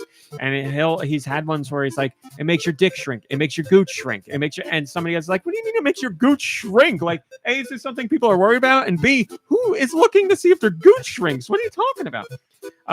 Lost in Fantaland, not about the drink. Lovely, Spot the Difference. Monument Valley, the collection. That is all 3 Monument Valley games in one digital collection. Mystic Pathways, Crystal Quest. Mom, touch the crystal. No Break, No Gain. Piggly Paggly Boom is available. Project 7 Escape Room. Rounds. Shujinku, which teaches you Japanese. And I've heard it's phenomenal. I'm not lying. I heard it's an RPG. I've heard the RPG is great, and it does an amazing job of teaching you Japanese. So pretty cool.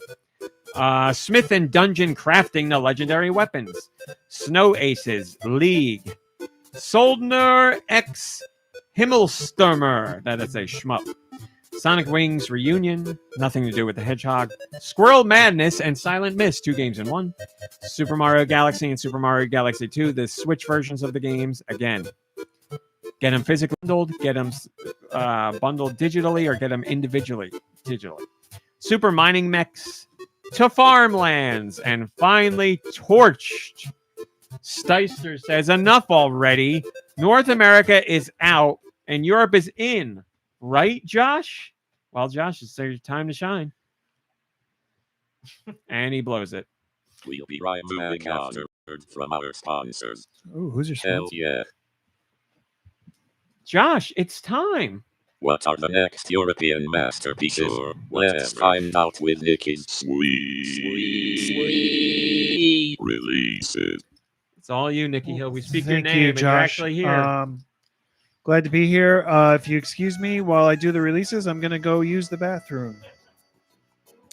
The week of October 2nd, we got there, everybody. We're in October. The The year of our Lord 2025. This is what's coming out in Europe. So for the Switch 2, you have Final Fantasy Tactics, the Ivalice Chronicles. I would not have known how to pronounce that if Raw Meat didn't pronounce it already. There's other things on this list that he already pronounced that I'm still going to get wrong. Also coming to Switch 2 is Super Mario Galaxy and Super Mario Galaxy 2. I said it two different ways. You choose however you want it. And coming out on the Switch, but also available on Switch 2, Buildist. Okay. We're on the third game. It's just amazing. I love I'm not it. taking that long. I just reading now. No, it's great. It's my favorite part of the show. Candy Rangers, Candy Trail, Catching Spirits, Cats Visiting El Dorado, Chained Up Together. The cats are not chained up together. It's a completely different game. Chained Up Together. Colorama Cubes. Craft Your Way. This is not a Burger King game. But you can craft your way. Dream Trials. The MSX version of Aramo. Final Fantasy Tactics, the Ivalice Chronicles. We said that earlier. It's also available for Switch 1, apparently. Grill It, Sanma. Hidden Legends. This is always a long one. Korean Drone Flying Tour, Paldang Waterfrog Park. Lego Party. Love Ghosty. Aw. Lovely Spot the Difference. Mouthhole. Care to tell us about that game, Raw Meat? I don't know anything about it, actually. Okay. Swear I don't. My Time Island. I'll look it up right now. Nicktoons and the Dice of Destiny. No Break, No Gain. Notice Me, Lena Senpai. Oh.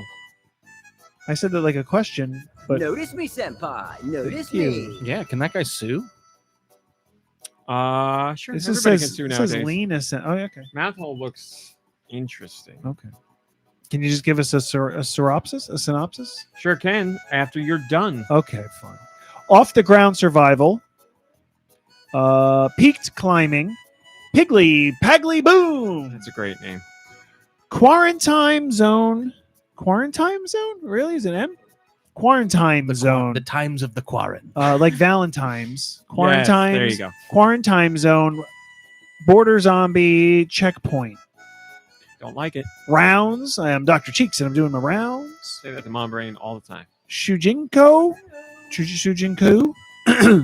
Smith and Dungeon Crafting the Legendary Weapons. Super Mario Galaxy and Super Mario Galaxy 2.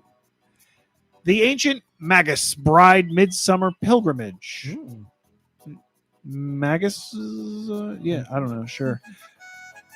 To Farmlands. Torched. Viking Colony Builder Valhalla. And last but not least, War Survival. Is there a comment there, We Nicky? do have a comment. We have two comments. The first one, though, sorry, comes from Steister. Oh, Nicky, you're so sweet. Thanks for those releases. Thank you, Steister. Why'd you look at me like you hated that comment? I didn't. I Oh, was just okay. reading it. Oh. Mouthhole. Keep an eye on the time to ensure you make the most of your week in this psychospherical house of Mouthhole. Solve puzzles and unravel mysteries to forge convoluted paths of discovery and exploration. Navigate, I don't know this word at all. Quotidian? Whoa, watch your language. Oh, man. Quotidian. Turning me on now. Existence. Crawl into your mouth. Brush Yeah. your teeth. Oh, I will say this. What? It looks like a very arts, like experimental art game. I can put it this way.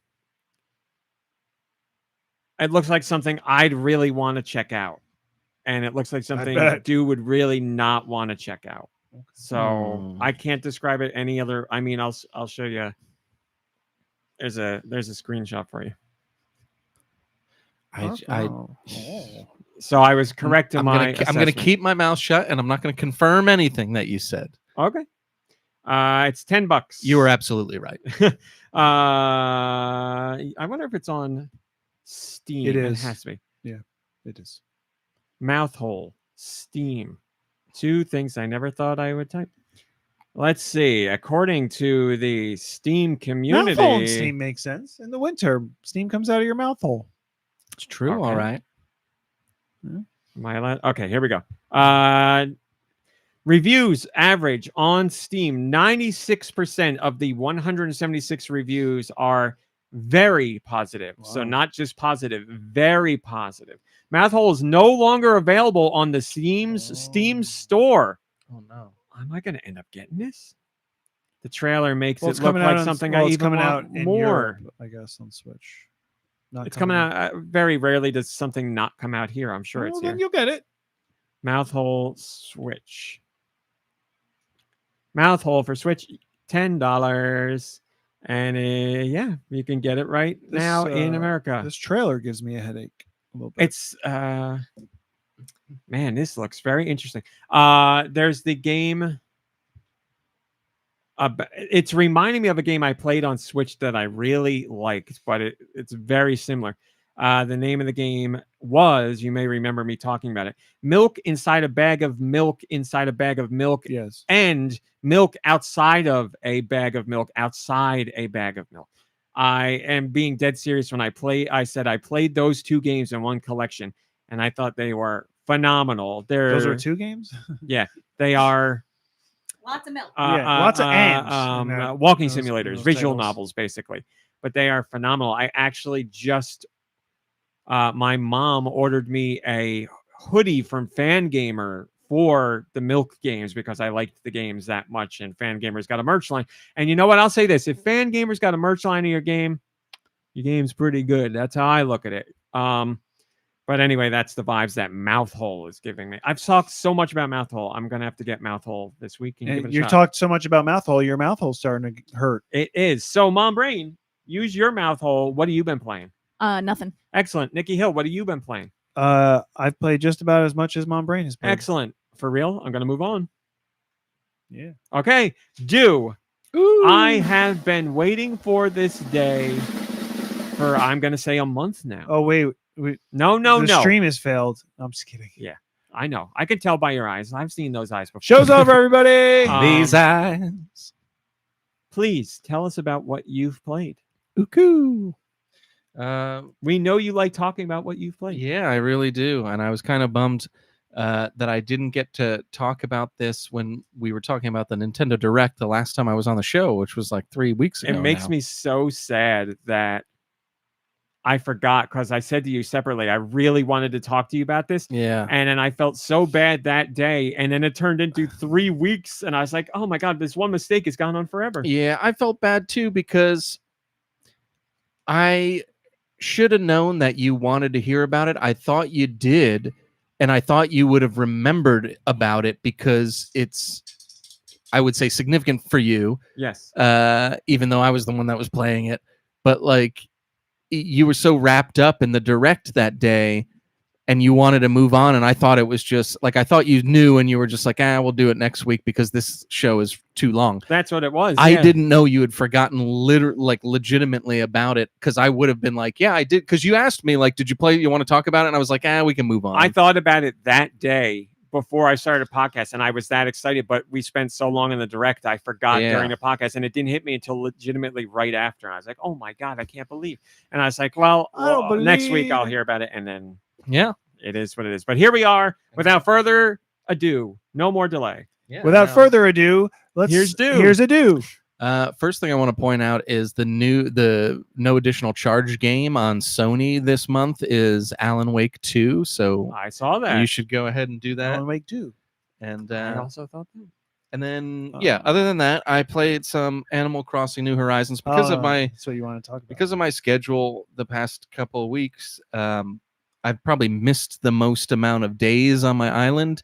And you know what? You go back, if you've only missed a few, they don't really care. I mean, they might say As long as something. you only but miss a few, you're usually pretty good. and then you just kind of be nice to everybody. It doesn't matter. Yeah. So do your turnips spoil though? Oh, I'm out of the turnip game. I haven't. You don't even get them at all anymore? No, It's a racket. I've given up on the turnip thing. It's too much like real stocks. Played a bit of Fortnite. They've got the new K-pop Demon Hunters skins and things and songs, and that's been fun. Mm-hmm. Are you guys playing as Huntrix or You got to buy them? No, we spent but all we our were V-Bucks on Daft Punk emotes, so now we just do around the world. I love K-pop Demon Hunters. I really do. I don't want to be a skin. If they had an emote that was one of the songs, I would buy one of those without a doubt. They don't yet, but I believe they're coming. And I've heard the Soja Boy, the Soja Boys are coming this it'd week. be a really big miss for them.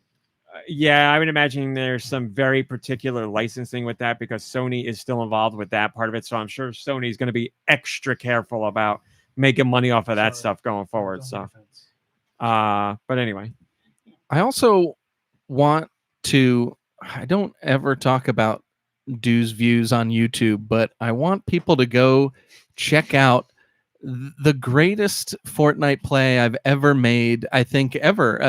This is not a lie. It's incredible. It's called, I think the video's called I Peeped Myself, but yeah, there's this incredible end of game scenario where I, by the skin of my teeth, I don't even know how to describe it. It was just ridiculous. And you could tell in the beginning of the video, you can tell that like I was choking hard enough that RMC gets knocked while knocking another guy, and it's just me one-on-one with this other guy, and I didn't know where he was. He took me down to 3 health, and holy cow, it's like unbelievable how It's in the Discord if you want to see it. How I pulled it out. I really don't know. And basically the name of the title of the video is because a friend of ours who we were playing with was telling us about his very young daughter who he was like joking with her, and he said, "Did you poop yourself?" And she said, "I peeped myself," when she was like laughing really hard once.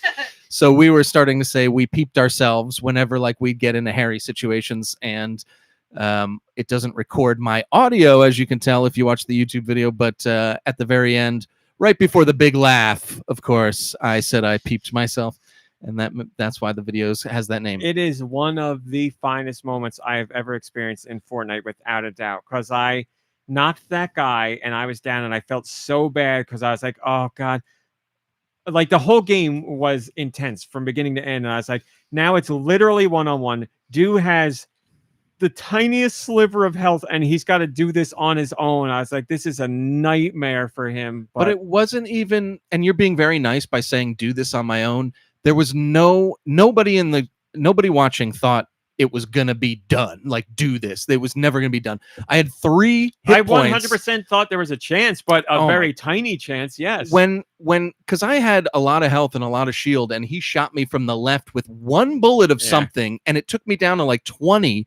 I don't know if he had just shot again, I would have been done. I think he was going for a very particular kind of kill, like a hammer hit or something. He had a hammer and a sword, and he was trying to his detriment to get close to me to do that, and I was able to teleport away from him a couple of times and get the upper hand. That's the key. Ridiculous. You're teleporting you were teleporting at exactly the right time every time. You were like 3 teleports there, back there, and back again, and they were landing in the perfect spot too. Like the second one landed me behind that rock. I can't even tell you. I felt like that clip of Willem Dafoe, where like, because I'm crawling on the ground watching you fight, and I felt like that clip of him where he's like looking up like this because I'm watching you up on the hill fight, and I can't even really see you anymore, but I could see your shots on him.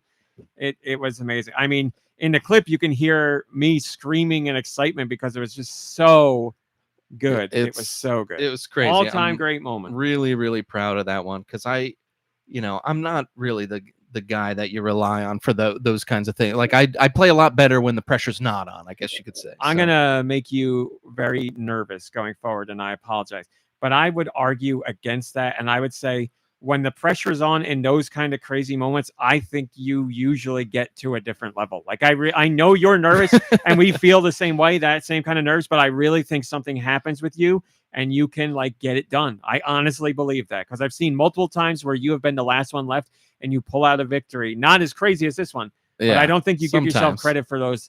I think because you're experiencing the nerves, and again, I know that feeling 100%, but there's something about it that I think, I don't know, you kind of thrive on it a little bit. You don't feel that way, but it makes you get good. Yeah, I don't know.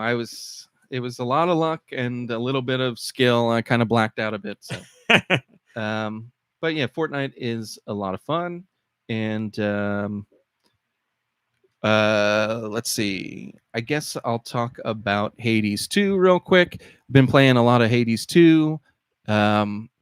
It's great. It's just like Hades. I'm in the stage of it where I've gotten past the frustrating beginning where you're very weak, and I've gotten past where every single time you come back, you're upgrading something new and getting stronger. And I've gotten to the point where you like plateau for a bit and almost sometimes even go back. I don't know if this is everyone's experience with the game. Probably not. It's been mine with the first one and with this one, where I will get better and better and better, and then I plateau and even kind of regress a little bit because I'm focusing too much on silly things like leveling up my trinkets. When it's like if I pick the right trinket for moving forward, And that's why I have so many trinkets. yeah. So if I pick the right trinket for like moving forward, then yeah, I can play longer. But I wanna get extra stars on my trinkets, and then I'm using different weapons that I'm not comfortable with because I'm trying to unlock all the stuff, and I'll pick boons that have the little fate scroll next to them, meaning you haven't picked them yet, because it's kind of like you unlock a whole bunch of stuff if you do that. So it might not be the right way to play if you're trying to beat Chronos, but I do it because I'm addicted to the leveling up. So I don't want to say I'm frustrated. I'm still in a sweet spot, and I've been putting a lot of hours in, and it is fun and addicting. There's a lot of stuff that I like better than the first Hades. And then there's some things that like right now are bothering me. I've only got 4 of the weapons opened up, and to be honest, I only like using one set of them, those sickles. I don't like anything else yet. So I'm hoping that that whatever weapons open up later for me are going to do it, because I'm having some real trouble with the staff and the 2 flame things and the axe. I just can't make a go of it. I didn't really find a weapon that I was like, yeah, this is my go-to. I kind of struggled with that a bit. Yeah. So, but I mean, as far as like the art style and how much fun it is to play and how stylish it is and how there's so much dialogue, like I forgot how big the story can be, because I played Hades, the original Hades, so much that eventually you get to a point where like people stop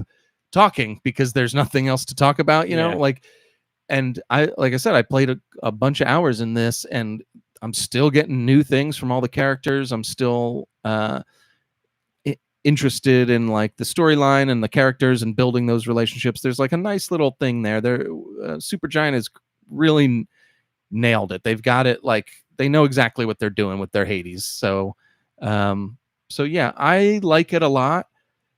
I don't really have a disparaging thing to say about it. The only thing is it's so much like Hades that it almost doesn't feel that special.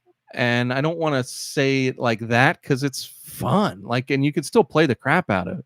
But it's, when I first played Hades, I was like, oh wow, they're really doing it here, and like they're still doing it, but we've seen it, like we've played it, so it's kind of like great job, you continued.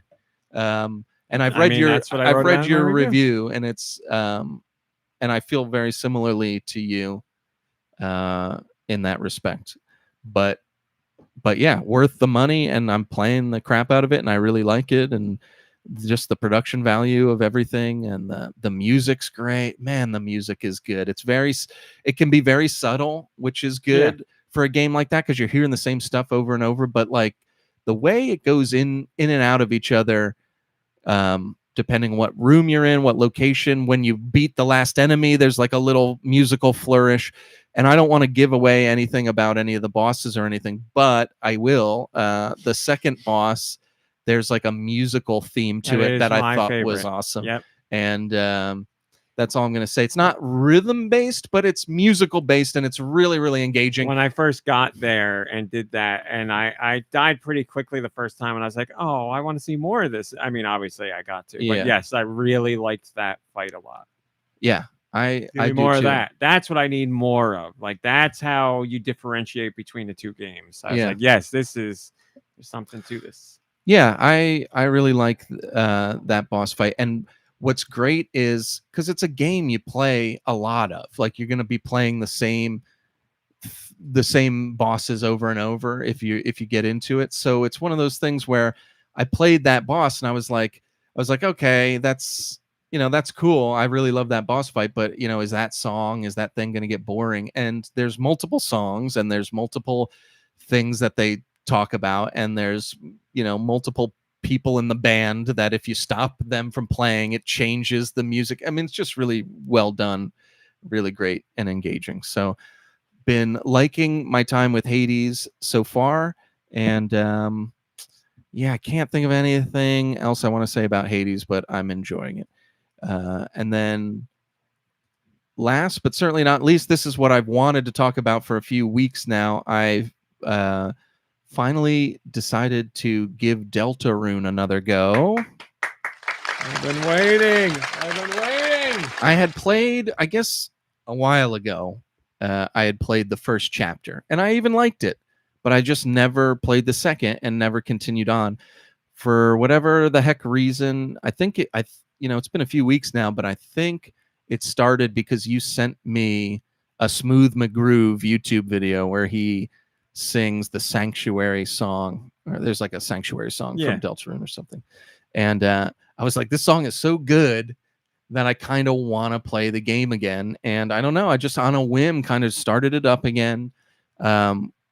Enjoyed the first chapter just like I did the last time I had played, and I actually kept going. So I kept going through the second chapter. Loved the second chapter. I think that so far was my favorite. And then I purchased Deltarune, so now I guess I'm going to be receiving all the future chapters as they come. I played and beat the third chapter, and that was really great. There was one boss fight that I didn't get to spend a lot of time in because by the time I got to him, I was really hurting, and there was a particular song that I didn't get to hear when I was playing that you were telling me about, RMC, that I went back and listened to after the fact. Mm-hmm. But yeah, the game is, I mean, for me, the number one thing with this game is it's funny, and it's genuinely funny. I find myself laughing a lot in this game, and not just from the dialogue. Like the dialogue's great too, and that's one thing that can be hard in a game where you're reading in your head what the dialogue is. The humor totally comes across, and then there's a lot of like visual gags that are just funny because of the way it looks and the sounds they use and just the situation. So I am loving the characters and loving how genuinely funny it is. So it's been a joy to play. I wasn't kind of near my Switch for about a week and a half, so I didn't really get into the fourth chapter yet. And then when I did get my Switch back, I started playing Hades too.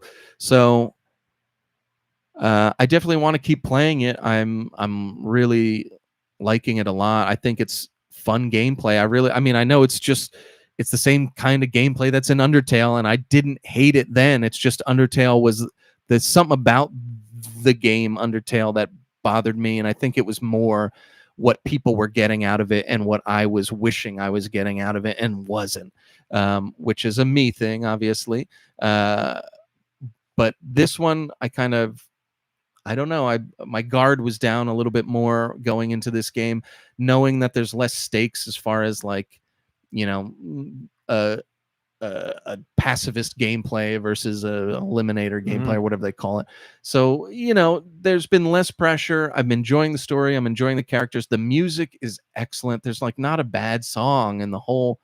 I mean, there might not be a bad song in the whole game so far. I really don't think there is. I honestly do not. It's really there's some that are more memorable than others, but there's nothing where you're like, this song sucks. Yeah, it's all really good, and it's just very impressive. It's very impressive to play a game like that where they just it seems unique, but it seems familiar.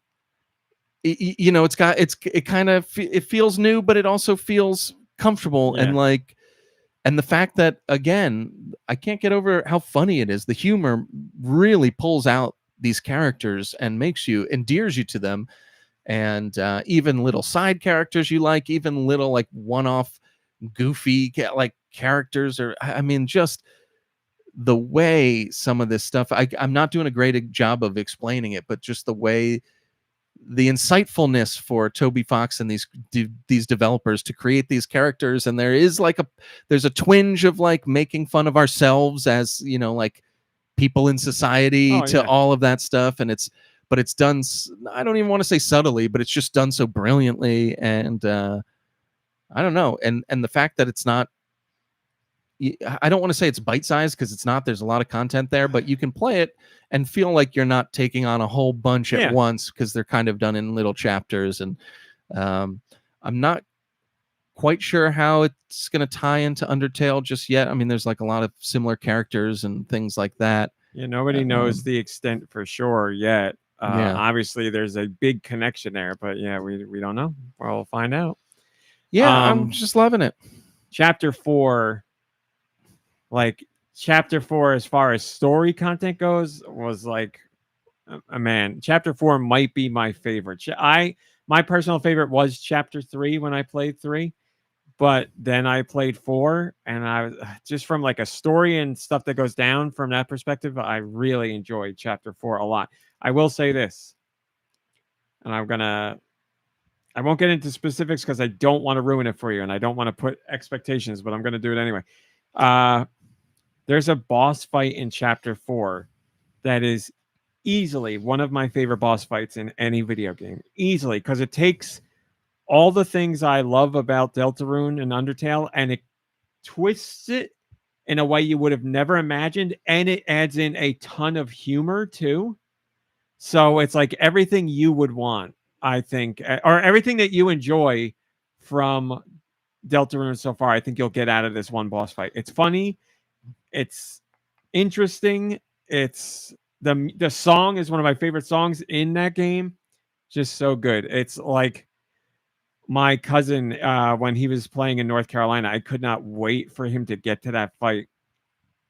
And I have another cousin who had already played, and he was like, let me know when he gets to that fight. And I told him, oh, it's going to happen. He's there. And we sat and watched the fight again. And our cousin's reaction as he was playing through the fight was like, this is unbelievable. And he was laughing, and he's like, this is just so cool. And we were both like, we know, isn't this it's so good. I can't think of a game that really twists your expectations as far as fights go like this one does. Like, you're still, the menu comes, or the screen comes up and you do your thing, but it just really twists it. And then that chapter also has a secret boss fight. Every chapter has a secret boss fight, but this one has a secret boss fight that it's very it's how all the other fights work, but there's just something about it that's so, it's like a really good fight. It's just really satisfying to do, and storyline wise, I found it like really fulfilling. It was just like a really, really good fight, but that's the secret fight. So this chapter's fourth chapter's secret boss fight isn't that hard to find. It's very clear. Like, they make it clear, like, there's a thing here. If you do this, you could get the thing. Whether you do it or not is up to you. But yeah, it was really rewarding. Really liked it. But I'm glad you're enjoying it. I hope you enjoyed Chapter 4. It's so funny, and I was trying to think like if I would enjoy the game just based on its gameplay, and there's definitely a lot of fun to be had in like the heart icon that you dodge whatever and you try to pacify enemies, and like I find a lot of fun in that. But I think it's that humor aspect that it's just so, I mean, you're fighting a water cooler and you're like flirting with it, and it's hilarious. It's like so funny. Yeah, it is very funny. I agree. Somebody at a convention just dressed up as a water cooler. Like, one of them was dressed up as the main character, and one was dressed up as a water cooler, and they were flirting with each other. Funny. Yes, like some of it's so funny, and it's not like, oh, I laughed like 5 times this chapter. It's like the whole time I'm laughing, like almost the entire time I'm laughing, or loving how endearing some of the characters are, because a lot of them are like, that's what I think, really good people, or they're trying to be good, or they're trying to change and become good. That's what I think makes Toby really special, because he has really funny stuff and really endearing stuff and really like serious and dark stuff, and it's all woven together, I think, really well. Because like one moment you could be laughing at super water cooler stuff, and then another moment you get like a really sweet moment between Susie and whoever, and you're like, man, just the way it, and it doesn't feel out of place, and it just all works, and it just like I'm so focused on that game. Like there's nothing that hits me like his games. It's I'm glad you're enjoying it. Yeah, it's wonderful.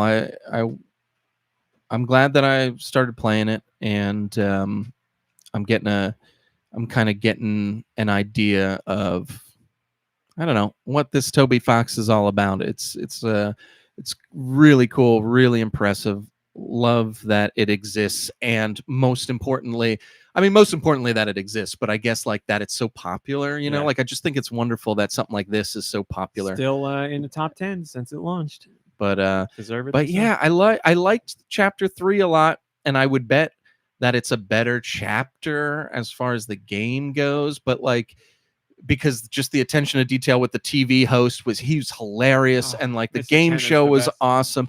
All that was really, really and the funny. use of different fonts and stuff for All Mr. Tenna is amazing. I don't know why that works so effectively, because it's such a tiny and he's thing. he's like a Donkey Kong Country 3D rendered character versus everybody else is a regular sprite character. And there's a ton of stuff like that where like you're playing and you're like, hey, this feels like an old Nintendo game or something, or this particular thing reminds me of this. So there's like a lot of that nostalgia or like knowing where you came from kind of feel to it, but yet it's so fresh and new and exciting and interesting and funny. But I really liked that second chapter. The music in that city was awesome. That night city, that futuristic night city with the music was great. And I was like in the groove for chapter 2. So I really liked that. And chapter 2 is where things can go completely differently. Like chapter 2, there's a thing you can do. It's like a whole string of things, but there's a thing you can do that sets the rest of the chapters down a completely different path. I won't talk about it in detail here. I can talk to you about it later. But it is like there's this very specific string of things you can do with one character in particular that seriously completely changes the rest of the game. Like every chapter after that, you have a different mission. You have a different, like everything's different. That's interesting. Yeah, it's incredibly interesting. The fact that people found it is only because they know Toby hides insane stuff in his games.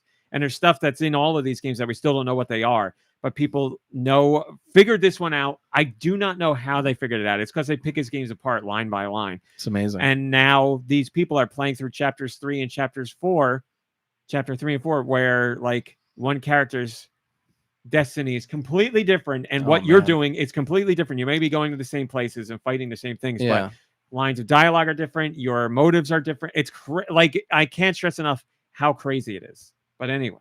What have you been playing? Sorry, I missed. Nope. I hope it's not the girl with the antlers, because I like her. I'm not going to say anything. I'll talk to you about it later. But yeah, that's probably another reason why I like the second chapter, because I forget her name, but she's great in it too. I love her. It's a Christmas link. Noelle. Noelle, that's it, because her whole family's Christmas. Yeah, that's right. No, I love Noelle. I really love Noelle. Yes, excellent character. Not Blitzen. And Undyne as the cop, as like the sheriff of the town, is really funny. Like there's a couple of funny things. I mean, it's so funny and charming, and it's just great. So been playing that. I was excited to talk about all that stuff, especially Deltarune. Thank you so much for listening. I'm gonna hopefully play chapter 4 coming up if I can pull myself away from Hades 2. RMC, what have you been playing? Thanks for asking. I played Fortnite. Really liking this K-pop Demon Hunter stuff. I'm so glad that the hammer's still in there, so I'm living my dream. We had a lot of fun with the Power Rangers stuff while it was going on, but it's gone now. This past week, we jumped in for the K-pop Demon Hunter stuff, and we played 3 games, and I think you'll agree. We fought insanely difficult people in all 3, and somehow we won all 3 games. I don't think we've ever had a string of wins that impressive, where we were like, because one of the games we had reboots like 4 or 5 times. That's how we do it. I mean, if you're gonna beat us, you gotta kill all 4 of us, because if one person's left alive, we're spending that gold and we're bringing them back no matter what. It is very true. We are like cockroaches. You have to take out the whole team, otherwise our only, especially I'm going to say me and you, our missions are get everybody back. Everybody does it. 100% everybody does it. But I know me and you are the same, where it's like, if anybody's dead, that is all we are thinking about, and that's all we care about. We want to get that person back. Yeah. And I argue you more than me, because you'll go for reboots in scenarios where I'm like, there's no chance this is going to happen. And 9 times out of 10, that's how it is. But the important part is there's the 10 out of 10 time where you were right. And I'm like, I don't know how you made that happen. Yeah, it's I love it. I love it. I love everything about that. I can't stop doing it. I can't. I don't really want you can't. to. So I played that and it was great. I played more Silk Song, Hollow Knight Silk Song. I'm only like 4 hours into it, but I cannot express how much more I am enjoying Silk Song than the original Hollow Knight. I just like the design of the areas more. I really like the character a lot better. I think Hornet is a much more fun character to play, and I think the abilities that you get are much more enjoyable. I just find Hornet to be a lot more fun to play in general. I have a problem with a strong female lead. I'm kidding. I wanted to say never mind. It's just her attacks and her like swiftness, and every time you kill an enemy, do you say dead bug? No.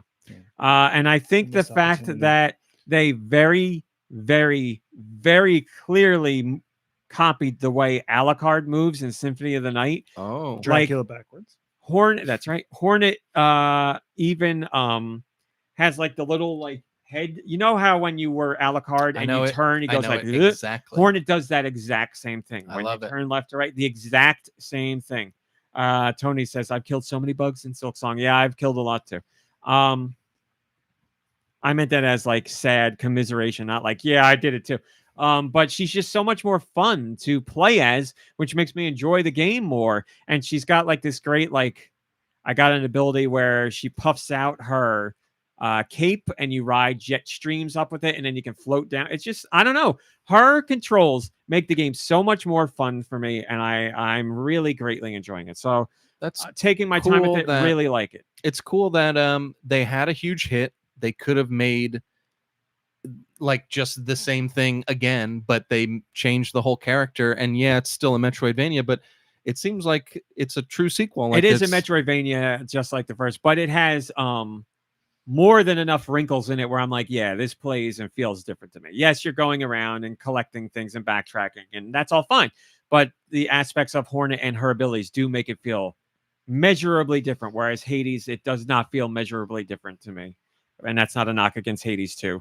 But yeah, in this game, I'm like, yes, I like, it's requiring a different set of skills for me. It feels different when I'm playing it. I'm approaching situations differently. So yeah, enjoying it a lot. And then the only other thing I've been playing and really, really trying hard with is Final Fantasy Tactics. The Evil East Chronicles, I've never played Final Fantasy Tactics because, as you've heard a bazillion times over, sorry, Nicky Hill, I was scared of RPGs, but I'm not scared of them anymore. And I know this is a tactical or a strategy RPG, however you want to say it. And I've only heard how amazing the game is and how incredible it is and how it stood the test of time. And I know there's millions of fans of it. I have one friend in real life who is a huge fan of it and has been a fan since it originally came out on the PS1. So this is my first time going into it. I really, really, really am struggling with it.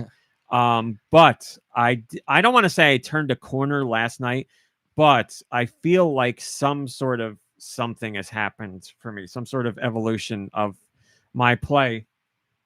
So I played strategy RPGs before and tactical RPGs. I've played like Fire Emblem and I've played the Mario and Rabbids games. And I can't tell you how addictive I found the gameplay in Mario plus Rabbids. Like, it felt so good to do that tactical battle style. And I loved it in the first game and I adored it in the second. Because the first game is you have a grid and you can move so many steps on the grid. And then your turn, enemy's turn, your turn, enemy's turn. Then in Rabbids, Mario plus Rabbids, Sparks of Hope, you have an area that you can move in. So you're still limited to a certain amount of space that you can go, but within that area, you can move anywhere you want. So I liked that even better. And I really, really, really liked that. Tactics is grid based, and I have no problem with that. But it is so in the weeds, like the minutia of the battle system is crazy with jobs and job points and skills and abilities and like which direction you're facing after each turn. And oh, man, it's a lot. And it's a lot to the degree where it just made it not fun for me, where I was like, I don't like games where every little thing has to be micromanaged, and like there are so many hidden mechanics and so many like change to this job class or add this skill to the job you have, and then when you get to this job use that. I don't want to do any of that because I just don't think it's fun. I don't find it fun. I'm not saying that's not fun because everybody's fun is different. I'm saying for me, I don't enjoy that, so it's tough for me.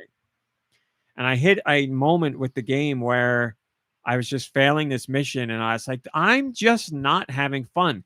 And I literally quit out of the game. And I was like, no, that's not right. I shouldn't do that. And I went back in. I was like, let me take a deep breath and try again. And I tried a few more times, and I was in the same spot. And I was like, tonight's not the night. I'm going to regroup tomorrow. I need to look at it differently. So I went online and I was like looking for people who were talking about the original game to see like newcomers, what should you do?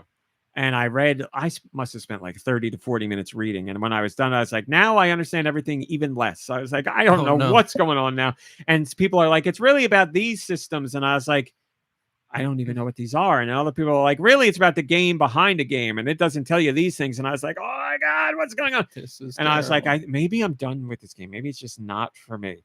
And then the next day I was like sitting there looking at the TV. I had finished walking on the treadmill and I was going to play something. I was like, I could play Silk Song or I could go. I want to play the new Silent Hill. I haven't got that yet. I was like, no, I really. Silent Hill F? Yes. I really shouldn't. I was like, let me go in again and just like, not clean slate progress, just clean slate mindset. Go in and try Tactics again. And I went back and I had made sure to buy the best of everything I could buy, which is one thing everybody said. They were like, every chance you get to buy the best that you can buy, do that. It's like, don't wait, just get it. So I was like, okay, I did that. And I outfitted everybody. And I was like, all right, I'm in a mission where there's these two guys you can't control and they're part of your team. I was like, I can't get mad at them. Whatever they do is whatever they're going to do. I can't control it. I was like, let me just go and I'll worry about me. And I was like, let me also not act hastily. I was like, let me stand my ground a little bit, keep everybody kind of close together, see what the enemy does. And then I'm like, if I see an enemy that is like kind of on their own, let me focus on them. I'll get my healers over here. So I was like very meticulous about it. And that was the first game I played last night. And I beat the thing I was stuck on. I was like, okay. So I was like, I just really have to play really smartly. And I was like, all right, I'll keep that same mentality with the next fights that come up. So I got to the next couple fights and I beat them the first time too. And they're not easy, but it is like, this sounds stupid, very tactical, where I have to play completely differently from how I would like to play. And I have to let go the people who I can't control. And I have to be like, they're going to do their own thing. And it may get me in a bad situation, but there's nothing I can do about it. Because like, I hate in a game where I'm like planning something out and a computer controlled character is like, I'm going to go over here and blow this up. And I'm like, why are you doing this? You're ruining my whole plan. There's nothing I can do about it here. So I took that approach and I beat 3 missions in a row. And I was like, I'm going to stop here. I was like, I've had such great success. I don't want to push it further. Yeah, so that's where I stopped last night. And I'm like, that's how I got to play this. 2 or 3 story missions, leave it at that, and then go on to something else. So that's what I did. And I legitimately did enjoy myself. I'm still a little on edge and uneasy, but I feel like I'm like chipping away at the game in terms of how I can play to make it work for me. So we'll see where it goes from here. But I have certainly rounded some kind of corner with it, and I could crash again tomorrow. Like, who knows what happens, but that's what I did. And then after that, I went to Silk Song because I'm like, I can play Silk Song. This makes sense to me. So something happened. I'm surprised. Well, I'm not surprised that you're pushing through it because you're like that, and that's a good thing. But I'm surprised that you're even liking it, because I know strategy in this case is different from a tower defense game, but there's a lot of similarities there. It's just, it seems like the only difference is you can move after you place all your pieces for the first time. The amount that basically, like, really, enemies in an RPG, they're going to do whatever, and you can defend, but really you can't really do much. In this, it's very much like your fault 100%, minus the characters you can't control. It's like, what they're capable of, and you can take all the time in the world to put your icon on them and see where they can go and how far their attack can reach. Like, so it's on you, and it's a ton of planning.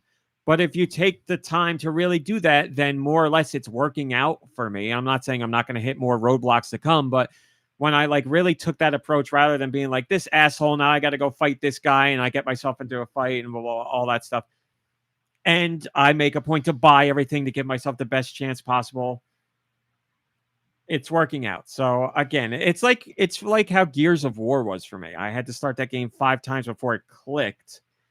And I was like, I can't play this the way that I think I should be able to play it. I need to play this in the way that it was designed. And once I get over that, then I'm like, okay, I see what's going on there. And now this paves the way for some fun to be had. So again, I could completely flip between this episode and next episode, but I am in a good place with it now. So we'll see. I see people asking, this is Mountain Dew cherry lemon trolley flavor. That's what the flavor is. And it is, I like it. I don't know what to tell you. You're going to tell everybody about... Hi, Maddie B. You're going to tell everybody about how you procured it?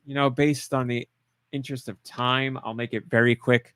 What's today? Today's the last day. If you are buying Dollar General and you like soda, you can, if you use the app for Dollar General, you can get 6 12-packs of soda: Diet Coke, Mountain Dew. Well, 3 of them have to be Mountain Dew, and the other 3 can be Coke, a Coca-Cola product. You can get 6 12-packs for, what was it, 18 and change? Yeah, I think so. That's an insane deal. That's an insanely good deal. You have to use the app coupon or whatever, but it ends today. But go. It was so good that when we got it, the guy there was like, that's a really good deal. And we're like, I said to him, that's why we're here. So 6 12-packs for 18 and change. It's got to be Coca-Cola? Yeah, and 3 of them have to be Mountain Dew. Yeah. And you've got to use like a $5 off. It's combining coupons, like you got to just look it up before you go to make sure you know what you're getting into. I got it. Oh, I could drop the TikTok in the Discord. Today is the last day. 4th. Yes. October 4th is the last day. You have time today. But what an insanely good deal. Maddie B says, I've never been able to get my head around these types of games. Captain hats off to Armsley. Thank you, my friend. Again, I'm sure the game's going to rock me and throw me for a whole bunch of other loops to come, but that's where I'm at right now. So get ready for my tiers next week. Let's get to questions. Send your questions to goninpod@gmail.com. Where? Go, ninpod@gmail.com. Maybe I will. They can be about Nintendo, video games in general, or whatever the hell you want. This week's question comes from Radical Defect. Yes. Hello, pod crew. A discussion on episode 986 begs a question I wanted to write this whole email for. It is your time to shine. What's your favorite video game with the absolute dumbest title? Yes. Here's to the dumbest things that make us happiest lads. And he says, he gives examples: Adventures of Lolo, Elliot Quest, Kingdom Hearts 352/2 days, 358/2 days. But anyway, yes, dumbest title for game you enjoy. This is the first one coming to my head. There's probably dumber ones, and I mean, this is a 5 out of 5 game for me. Absolutely fell in love with it. I would say 1,000 Times Resist is for me a pretty bad title for what's like one of the greatest. It is not a title that does itself any favors in promoting the game. I will certainly agree with that. But that's just the first one that's coming to mind. Maybe I'm sure there's other ones out there that if I really thought about would be. I'm trying to think of dumb titles in general because they don't matter to me when I'm playing a game, but I'm just trying to think of dumb titles. But yeah, a lot of the Kingdom Hearts games have terrible names. Oh, Nicky Hill's looking at Deux. Huh. The Adventures of Elliot.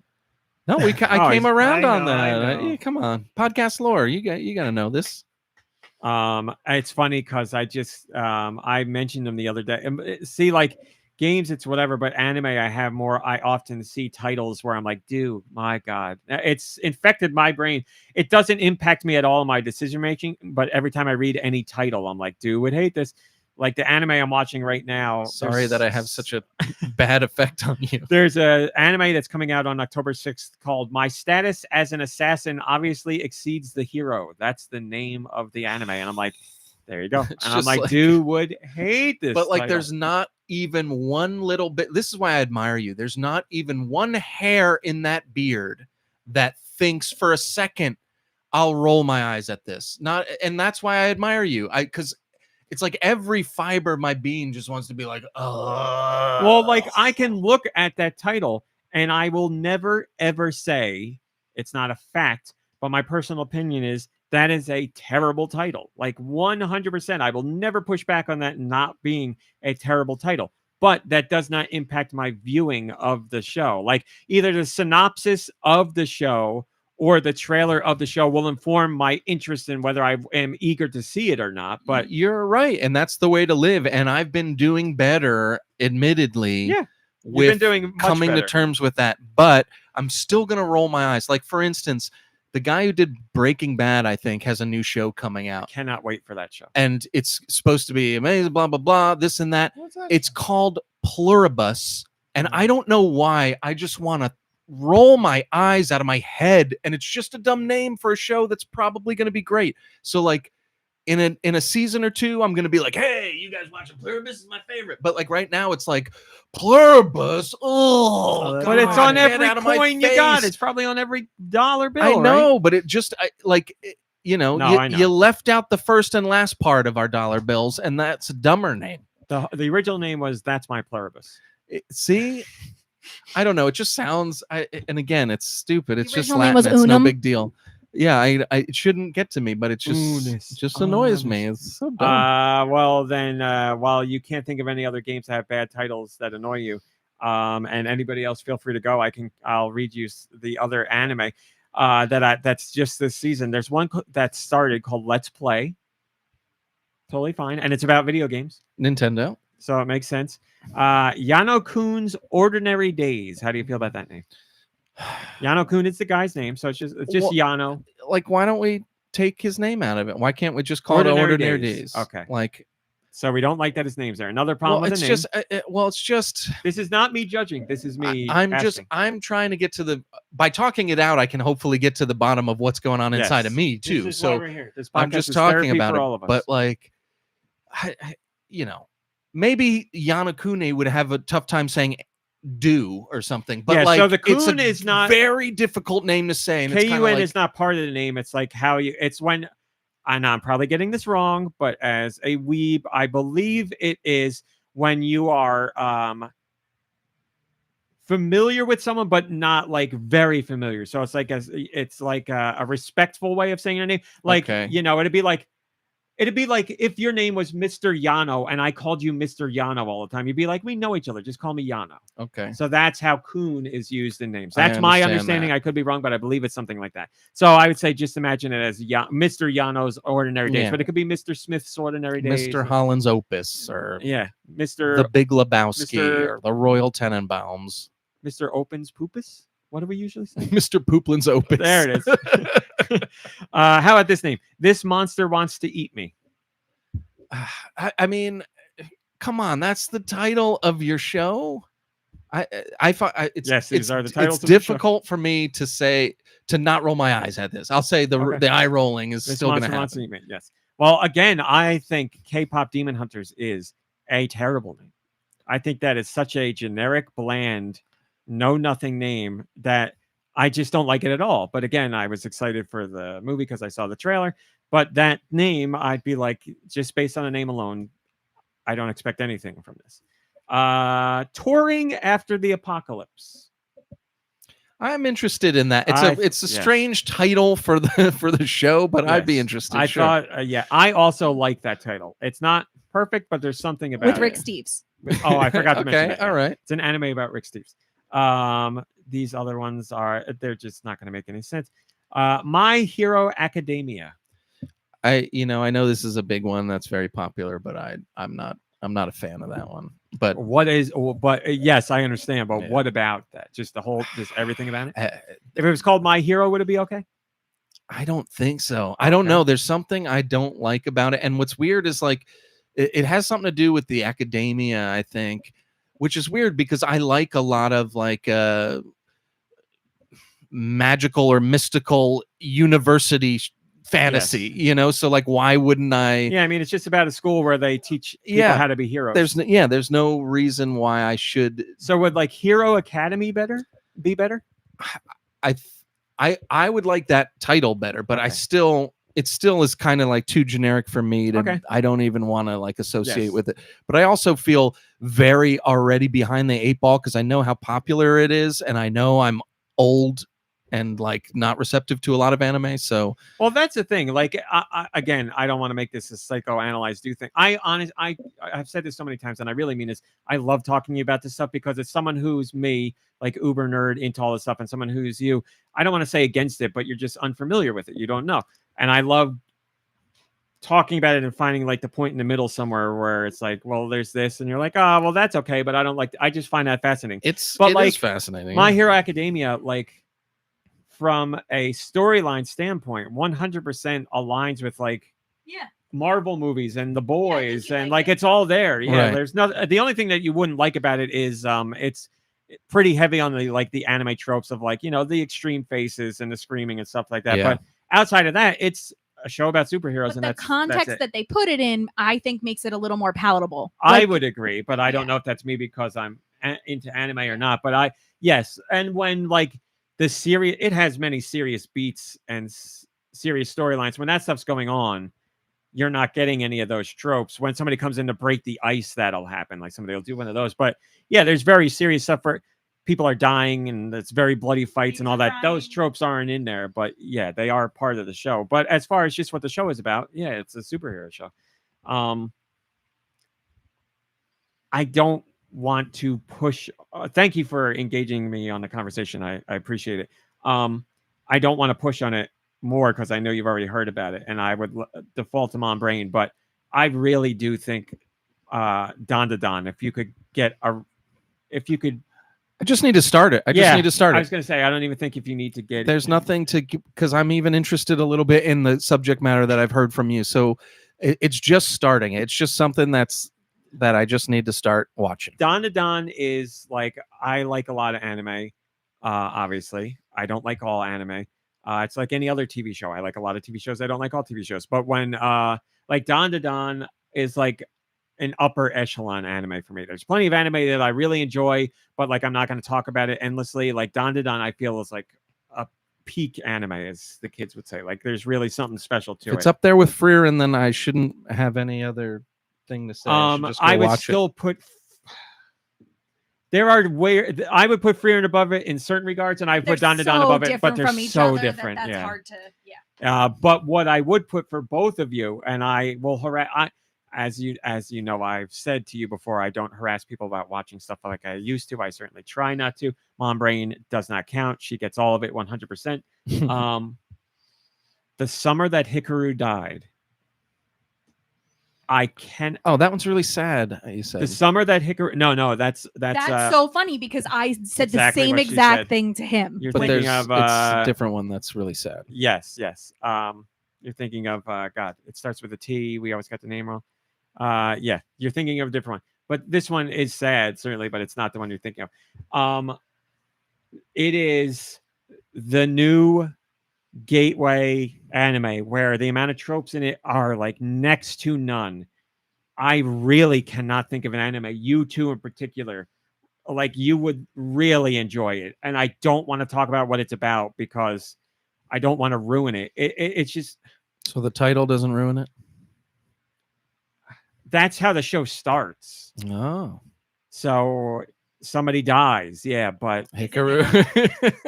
Yes, it is Hikaru, but Takabe's Original Sin was the one you guys are talking about. Thank you, Darmani. Yes, and Drake. Thank you, Drake. But yes, the summer Hikaru died. Like, I really think you would like it a ton. I think you would eat it up. Like, I think you'd be obsessed with it. He's pointing at me. Mom Brain, yes. Like 100%. 100%. And here's the thing that I think will sell it for you more. I'm not allowed to talk to my sister anymore about when I like stuff because she feels too pressured. It kills me because I think things that you guys really like, you and my sister, are themes in this show, and I think you would go ape over it. So like, now I it's really on think you Mom would Brain be to- next level obsessed about it. But I'm not talking politics. No, but now About it's other up to Mom Brain to watch it, and if she likes No. it, she can recommend it to your No, sister. she knows she's good. Neutral. Like if it came, Not putting it on you, but he's saying I'm putting it on you. No, and I'm not. no, I'm not saying that. Oh, either. okay. But Then I don't know what he's saying. But you can't talk to your sister. But if Mom Brain sees it, then Hi, she, Blood she Ocean. can suggest Yes, it. and she can. fair game. Or maybe I'll mention it to her, and I haven't even watched it. But yeah, it is. Man, it's man, is it good? Which one? The Summer Hikaru Died. It is my favorite anime of the last season, and it's like, Would you say it's a no, Our Flag No, I Means would not. Death meets there's Twin nothing. Peaks? There's a little bit of Twin Peaks, but you know what? I can't say that because I didn't watch Our Flag Means Death. There's certainly a Twin didn't Peaks watch aspect that? to it. No, I enjoyed Our Flag Means Death. there's. Tell me what was it? Isn't that funny? I thought it was funny. Yeah. It was good. Yeah, this period. is not funny at all. Oh no, but it's pirates. I don't know. Is this pirates? There's nothing about pirates in this. That's why I'm saying I think they're making that as a joke, but I didn't watch that, so I don't know. Now, Twin Peaks, yeah, there's I definitely. thought you were saying I wouldn't watch it. It's funny. No, It's a comedy. No. I'm too good for that. No, not what I meant at all. I meant there's no Give me connection. more As, taco pea. there's please. no connection as far as I know, but I haven't seen the show. But everything I saw about the show made me think it was a comedy. And this show is not a comedy. This show is an exploration of small town life and connections and relationships with people and being not feeling like you don't fit in. Electrocuted? Feeling like you don't fit in. Being electrocuted. Being electrocuted. What's this from? So I Married an Axe Okay, Murderer, of thank you. course. But yeah, Gabby Band-Aid. great. Can't say enough about that. But anyway, I veered too far off course. Thank you for listeners letting me do that. And thank you, Deux, for letting me have that conversation with you. I greatly appreciate it. Patreon question. Mom Brain, did you know you could join the Patreon? For $1. For $1. Coney Maroney joined the Patreon. Thank you to Peeny them. Weenie. Peeny Weenie. Learned there's a character in Don Don named Peeny Weenie. Mom Brain was like, did you see Peeny Weenie? I was like, So I they think have I- other names, and Yeah. it's just a quick little something they dropped. they So I very wasn't sure. quickly throw it out there. And I was like, I think I did, but is that really his name? And she looked it up and she's like, yeah, it's Peeny Weenie. It's Peeny Weenie. Coney Maroney says, I've been a listener to the podcast for years and years now, and I absolutely love what you do. Well, I'm so sorry that we're ending it soon. However, there are still a few inside jokes or details I've missed over time, so I thought I'd reach out with a couple questions. This is a great question because we're going to address this on the 1000th podcast as well. Number one, how did each of you come up with your podcast names? Do you call each other those names in private as well? It's impressive that you rarely slip up and call the other crew by their real names. How do you manage that? How do we come up with our names? Rami Cowboy, I've told the story so many times, but it is very old, and I've done GoNintendo for 20 years. So, very quick version. My sister used to eat salami like crazy. She still loves salami. The lunch meat. The lunch meat. What does that mean? Let me just sound bad. The lunch meat No, salami. you know. And one time a friend came over and was like, well, it smells like raw meat in here. And they were talking about my sister eating the salami. Then when I made my AOL Instant Messenger name, I needed to add something to raw meat because raw meat was already taken. And I was like, what is something that no one will ever put after raw meat? And Cowboy was there, and I put Cowboy. Also, they would scream through the hallways at school raw meat. Like one of the Yes, boys raw would meat. yell raw, and the other one would scream The schools meat. in high school were crowded, and when you wanted to find one of Halls. or the halls were crowded, and when you wanted to find a friend, rather than sifting through the people, one would yell raw and the other would yell meat, and then you'd meet up with each other because you knew where the other person was. Well, we still use your old neighborhood call. Like when we're What, like with Cabern? yeah, like Yeah. with your sister or like Caburn, which yeah, is the guy who that's I haven't seen in forever. very Yeah. helpful. So yes, and then Cowboy, and then that's my name. Now, you guys, your names, Mom Brain, obviously we don't. That comes from you being the mother of all of us, but also Metroid. That's it. Yeah. Nicky Hill. That was like the old porn star name thing. of like middle name, street. So it's kind of a mix of that for me. Not kind of. I mean, pretty much is. Yeah, It is. yeah, Yeah. it is. Yeah. Do. And then I was on the radio for the college that I went to every Sunday, and we needed a DJ name. And, my real name, nickname in life is Drew. And I had just heard about the guy who was teaching the class was like, hey, did you guys hear out of Harrisburg? There's his name was John Michaels or something. I don't remember what his first name was, but like Michaels was his like last name. And he's like, he went to school here. His last name wasn't Michaels, he changed that for the radio. And I thought, for some reason, I thought it was so funny that you'd change your name for the radio, which is like, and this is like 25 years ago too.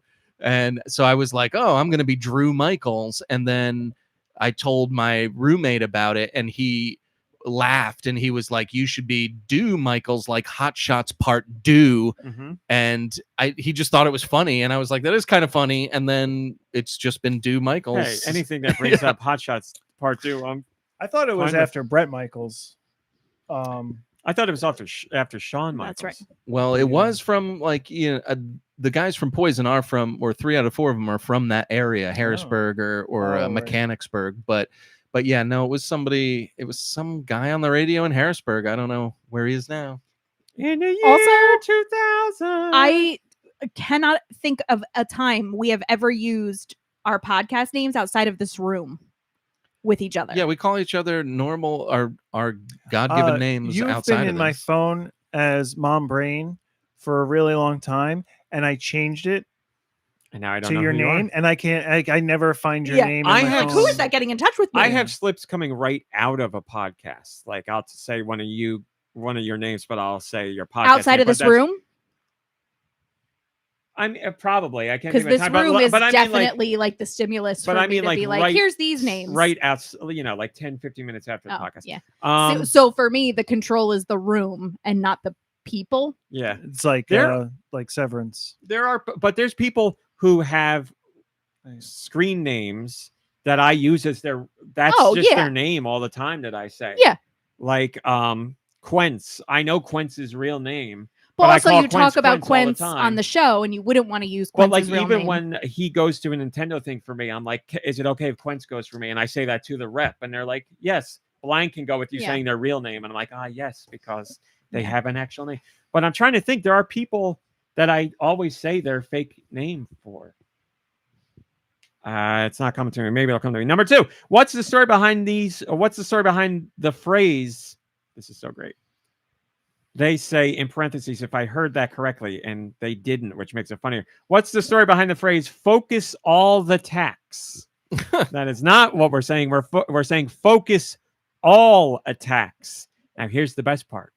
I don't think I remember where it comes from. I'm pretty sure it comes from a Godzilla game. Yeah, it was a Godzilla fighting game that we were playing. Yes, like Destroy All Monsters Melee or whatever. And Jet Jaguar. I don't know if it just came up for Jet Jaguar, but I think it may have come up when Jet There's Jaguar was definitely like a show character where it to fight. happened. Jet the first time. Jaguar So that's like is a character in Godzilla lore. And then focus all attacks, I believe, is something that's said in that game. when you're fighting. I don't know if it's when you're fighting Jet Jaguar or not, but that's. I don't think it is. You're right. But yes, Wow. Jet Jaguar is also a username from someone who follows the podcast or is on the site. So it just all came together. And Raw Meat says it without even thinking. It's a reflex. Anytime Jet Jaguar is mentioned, he says it before I can get it out. So I just say it when somebody else's name is So it mentioned. is. You're very close. It is focus all attacks, not focus all the attacks. But that's great. But maybe we should. Maybe we should start. Focus all the attacks. Maybe we should change it. Focus all the attacks. Yep, you've just created something. That's great. I also want to say that I especially enjoy Nicky Hill's appearances. Maybe I relate to his thought processes and humor so much because, if I'm not mistaken, we were born around the same time, 1982, the year of our Lord, October 17th. Wow. Very close. One day off. That's great. This is a we great probably had the question. same lead paint in our hospital. Thank you so much for everything you do. The podcast never fails to put a smile on my face, and has been a source of comfort and support during some tough times. I truly appreciate all the hard work you put into it. Well, thank you for listening. And I say greetings from Switzerland, Who of is all that? places. I'm sorry. That is Coney Maroney, Hello, who has Coney now given us Maroney. the phrase "focus all the, The tax."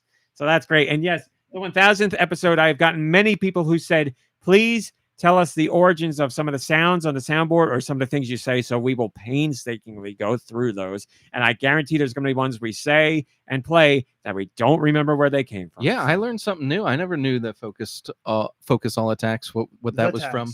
I didn't even. Yeah, now I'm confused. I thought it was from. I thought it was from like Star Fox or something. Fair guess. And- It's funny because I opened up the Star Fox section on the soundboard thinking it was in there. Right. This I read half the question before I posted or before I put it in my email to myself. And I was racking my brain. I was like, I'm almost positive it's that Godzilla game. And I went on YouTube to try and find all the sound effects. And it was like every sound effect of Godzilla. And it was like 28 minutes. And I was like, I don't have time to listen to all Destroy this. All Monsters, or is that the game? Destroy All Monsters Melee was the game. Yeah. Man. Yeah. And I never And that's- realized. that's what I had, believe it came from Lube because Mecha- Lube also played that game Mecha, too. yeah, there was like Like the a high Yes, Mecha yes, yes, Manual. yes. and Yes. it just Kaiju permanently tied to the GoNintendo podcast. and I never realized that you were doing it because Jet Jaguar's name comes up. That's the only reason you do it. Is because it makes you think of Godzilla. Well, he's a It's Godzilla like character. But yeah. and I say it on other people because that's the Podcast- only time I can get it done said before he says it. Popple is the Like, podcast historian. I never think to say it until like as he's saying it. I'm like, oh, I missed it. Man, Popple I'll is the have to start podcast paying historian. attention. If anybody's going to know the debut of the episode where that was said, it would be Popple. Popple, no pressure. I know you're listening, but if you happen to off the top of your head, Maddie no. B says, Correct. "Where's my boy? my boy? My boy. my boy! Somebody find my boy!" And that will always make me think of Hulk Hogan because he was at that event. All right, that's it. Let's do some music. Boy, oh I'm boy. gonna get going. I'm sorry. Oh, you got. I have to be in New York. Oh, you got to get to the city. New York City. City. Don't dox So, yourself. Everyone, Good good not luck. where he lives. Good luck to you. To you. Well, thanks for joining us. Sorry you got to leave. We'll miss you, but it was good to have you back. You'll be here next week, right? You got my back. I got your back. You got my back. Next week. Yeah, I got Oh, nothing in my life for the Okay, next. then we'll see you next week. Oh no, wait. Yeah, no, nothing in my life. Yeah, Just find good ones. Nothing in my life. Thanks for What are we having me. doing? Oh. There we go. Let's shake hands, which we never do. There, that's it. The dud. It And did we'll feel explain weird, the didn't dead, it? a dud on 1000. Yeah, Is that do the sunburn? music. Yeah. Goodbye, everybody. Nicky, always speak your name. Goodbye. Goodbye, Nikhil. Goodbye. Give it to me. Give it to me, Neil. Wow. Ooh, he just sucked it up. down, man. I thought you had enough caffeine today. Anytime today, Mom Brain. I got music. There we go. You want to hear it? I do want to hear it. Oh. Go in the fridge. Go in the fridge before you leave. That we got those Costco dessert bars, and there's some of them left. Take one for the road. They'll pick me up. Freezer? No, fridge. They're in the fridge. And also, if you want to take one of the ramen things, they're in the drawer in the kitchen. The bread drawer. We owe you one. No, those Crunchy? No. Okay. I bought a second thing, and Okay. So good. I was like obsessed about them. Then I bought 2 boxes, and they'll probably expire. I've been having one every day. They're amazing. Okay, music. Send your music to goninpod@gmail.com. Where? Goninpod@gmail.com. Maybe I will. Put music in the title. How about your local mom Hell. brain? By the way, thanks so much for the questions in the email. We got a good amount of questions in there. Also, send more music. Load it up because we're going to do more than ever on the 1000th podcast, and it's only Oh. 5 weeks away. So, Man. are some of us scared about that? Yes, they are. Let's do music, mom brain. Here's from Mikey3319. That's Jason. Friday the 13th. It sure is. Boy, am I excited and also upset about that new game. They're doing the Halloween game. The same developers are doing Halloween. What's upsetting? Well, here's what's upsetting. They announced it, and then they were like, we're going to announce the release date. And they announced a date that's like a year from now. I was like, why is it a year? Why is it going to take so long? They were talking about the game like, here's the game. You're going to play it in like 4 to 6 months. And it's like, gotcha. It's another year. So I'm upset because we loved Friday the 13th, and Halloween, it's going to be the exact same thing, and that's fine. I want to play it. Oh, we're going to get claimed now. I didn't even think of that. Okay. Well, this This guy one. does's have to go to the city. He's going to Whoops. the bathroom. This one comes to us from Knock I on think he Wood. said the shovelly. Oh. Yoshi's story? No. Yoshi tops. No. Oh, this is great. Yoshi's Woolly World? Yeah. I This is say awesome. the same damn thing about this game every time, but I'm going to drill it into your heads. First off, phenomenal soundtrack. Listen to it, even if you don't care about Yoshi. Almost every song is like a different genre. Number 2, I wish I could remember the guy's name, but he wanted songs with guitar, and nobody could play guitar, so the man took it upon himself to learn guitar for the soundtrack, and he kills it. Go listen to his soundtrack. One of Nintendo's best, and they have a lot of great soundtracks. So good. Woolly World. Yoshi's Woolly World. Put it on. Killer soundtrack. So good. That song's got a slide guitar in it. Oh, it's great. This Great, one great, great, great. comes to us from Wired.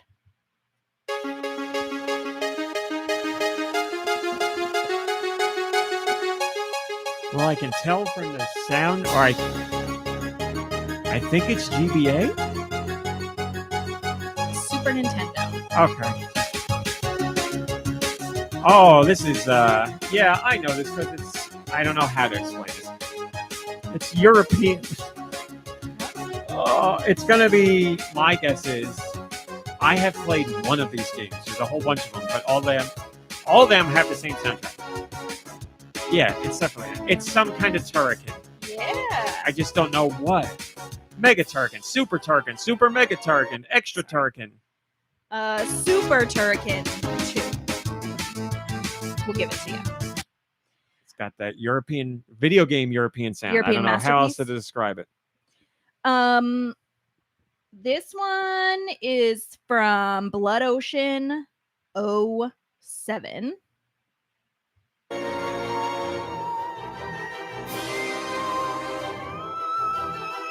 It's scary, but it's not really scary. It's silly scary. It's Luigi's Mansion 3 or something. It is not. That whistle noise is like... It's so like generic scary. I don't... Because it's not a rare game, right? No, I doubt it. Yeah, it's going to be... Mickey. Yeah, exactly. Like it's going to be some kind. I picture it as like a platformer that's got a spooky level, and I got nothing else. So I don't even know what era. Based on how it sounds like GameCube or Wii era to me. It was GameCube. Oh, well, I know this. I'm so glad we talked about it. This has to be Pac-Man. It is. Is it Pac-Man World 2? Mm, Just Pac World 2? no, Pac no. World 1? You've got Pac-Man and World. And it's not 1, 2, or 3? No. Oh, that's some stupid spin-off then. Sports. Racing. Yeah, what is I don't know. I literally don't World? know. It's Bandai Namco, so Circuit. it'll have Rally. Yep. Nice. Pac-Man World Rally. Put it all together. I only knew it because they played that little jingle from the Ghost. There you go. Can you go back? It's the middle of the level jingle in Pac-Man, It just where you see like the little cutscene of Pac-Man going and then the Ghost chase him. They put that in the song. Otherwise, I had no idea what it was. Man, that was great. I'm proud of that one. comes from PT.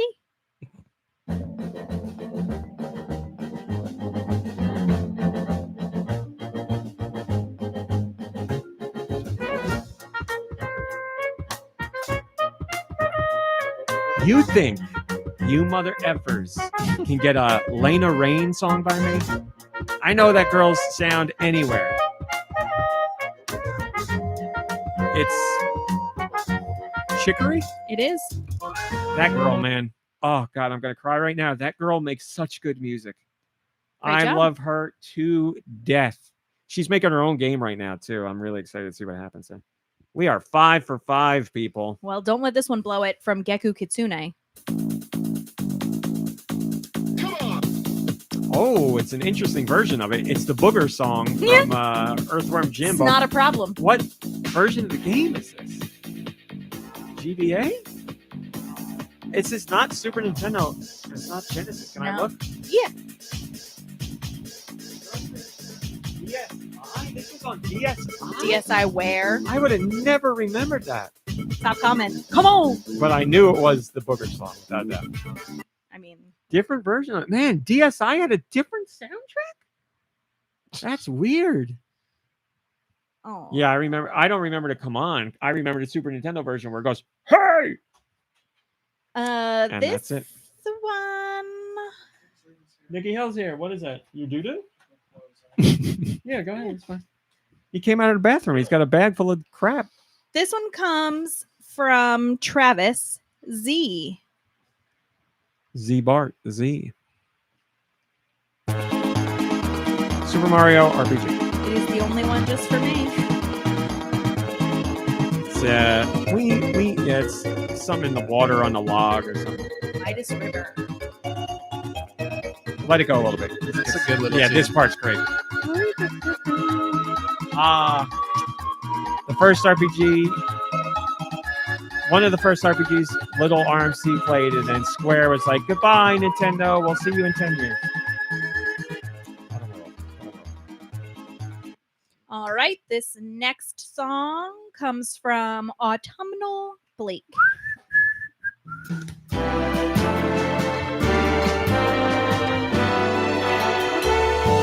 This is awesome. This is like Price is Right, Yeah. the making of the game. You play as the producer who came up with the idea for Price is Right. You walk around Tinseltown. This is amazing.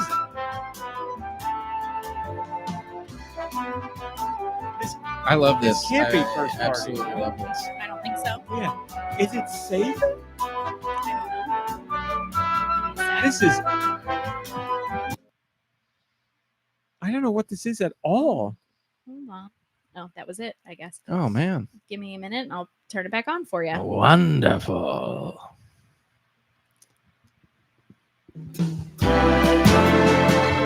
See, you said it's not first party? It has the production of first party. But I have no idea what it's from. This is the amount of money Nintendo would put into a song. I care. And it's like Nintendo has appreciation for like horns and stuff like that.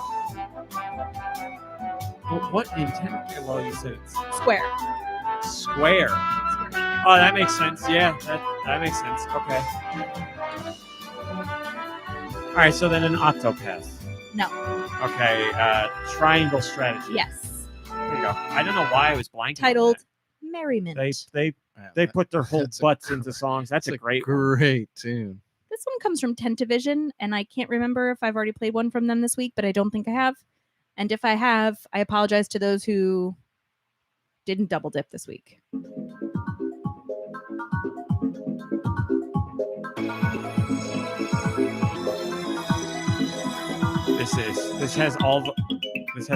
This is a first party song. Yes. That note progression is so Zelda, but I know this isn't Is Zelda. it Metroid? It's not Zelda. No, It's not Metroid. it's got a note. whoa. Oral It's got a weirdness that it's either Splatoon or Mario, but I don't know from Mario, so I'm going Splatoon. You are correct. But I don't know what. Well, it's actually Splatoon DLC or 2? 2. Octo expansion. So Ah, you're correct, yes, I guess, on it both makes counts. sense. It makes sense. All right, so that means we have one song left, right? We are one away from a perfect game. All right. Well, this would be really nice if it was a perfect game. Oh, what and I a- think you got a chance because this is Umbreon, longtime listener, Oh, their name is first Pokemon time related. sending music, Thank you so much, Umbreon, with your Pokemon related name. I hope it's not Pokemon. and has waited since December of 2024 for this song to Oh be played. my So, God. I mean, they didn't say that. I looked. Oh, Oh, come on. Come on. One of the best in that game. This is Donkey Kong Country 2, Diddy's Kong Quest, and this is Sticker Brush Symphony. Forest Interlude. Oh, Forest Interlude, son of a bitch. Man, Would what you a great care song. for a Forest Interlude? Man. It's amazing that this was a Super Nintendo. Is that what this was, right? I mean, I it was gonna sounds say, amazing. I looked over because I didn't want to be like, actually. it sounded a little too good. And her YouTube video says this is the restored version. Oh, okay. So that means they took the all the samples that were used, but there's 16 or there whatever bit on the Super Nintendo. This is the lossless version. So in a perfect world back then, if the Super Nintendo could do the full quality, this is what it would sound like. I mean, it sounds very similar. It's great, isn't it? Good stuff. I still there are certain soundtracks that I will still to this day listen to beginning to end, no matter how many times I've heard it. This is one of them, without a doubt. This is I prefer the second game soundtrack to the first, but both have very much stood the test of time. Good stuff. And that's a 10 out of 10 music section, people. That was awesome. That's a 10 out of 10. Well Holy done, crap. guys. You got there. No 6 out of 9 this week. A 10 out of 10. When was the Great last time we job. got a 10 out of 10? Couldn't tell you. That's what you get. See, no music for a few weeks, and we come back with a 10 out of 10. Well done. And only because we talked about that Pac-Man song long enough. Really, it should be Yeah. 9.5 because whatever. But No, I don't you think still so. got it. Yeah, I mean, come on. you got there. This is ridiculous. Come on. The track And, record is ridiculous with you. I believe that's it. That's all we got. Yeah. Well, that goes to show that I need to show up on the show a little bit more because you're wrong. There is something else. Ladies and gentlemen, it's called Deux Views. It's never news. Rumor of the week with Deux Michaels. So, Waiting Sorry. such a long time to hear these. Oh, well, wait no longer, folks, because here we go. Ladies and gentlemen, Get Uncle you Giuseppe know- on the horn. you know that I have my spiders and my flies go all around the video game realm, and they come back with all these rumors for me to share with the world. So we get them first, and I share them with you, and then we take it from here. There is a note though on this rumor. It says here that we're going to be doing something a little bit different. This is not a rumor, actually. It's a true story. This is Holy crap. absolutely Nuh-uh. true. 100%. Take it to the bank. Tell all your friends about it. Tweet it Wild. and tell everybody about it. So here it goes. It goes a little something like this. So we you know what? I was gonna say we talked earlier about this, but we didn't for once. okay. So you may have heard that Doug Bowser is now out as the President of America I mean, Nintendo. American Nintendo. That's how they say it.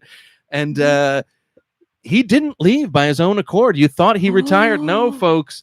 He was pushed out into what they call an ambassador role. Oh, And no. that's right. He is now going door to door. He's basically the Will Smith to Charles Martinet's Tommy Lee Jones.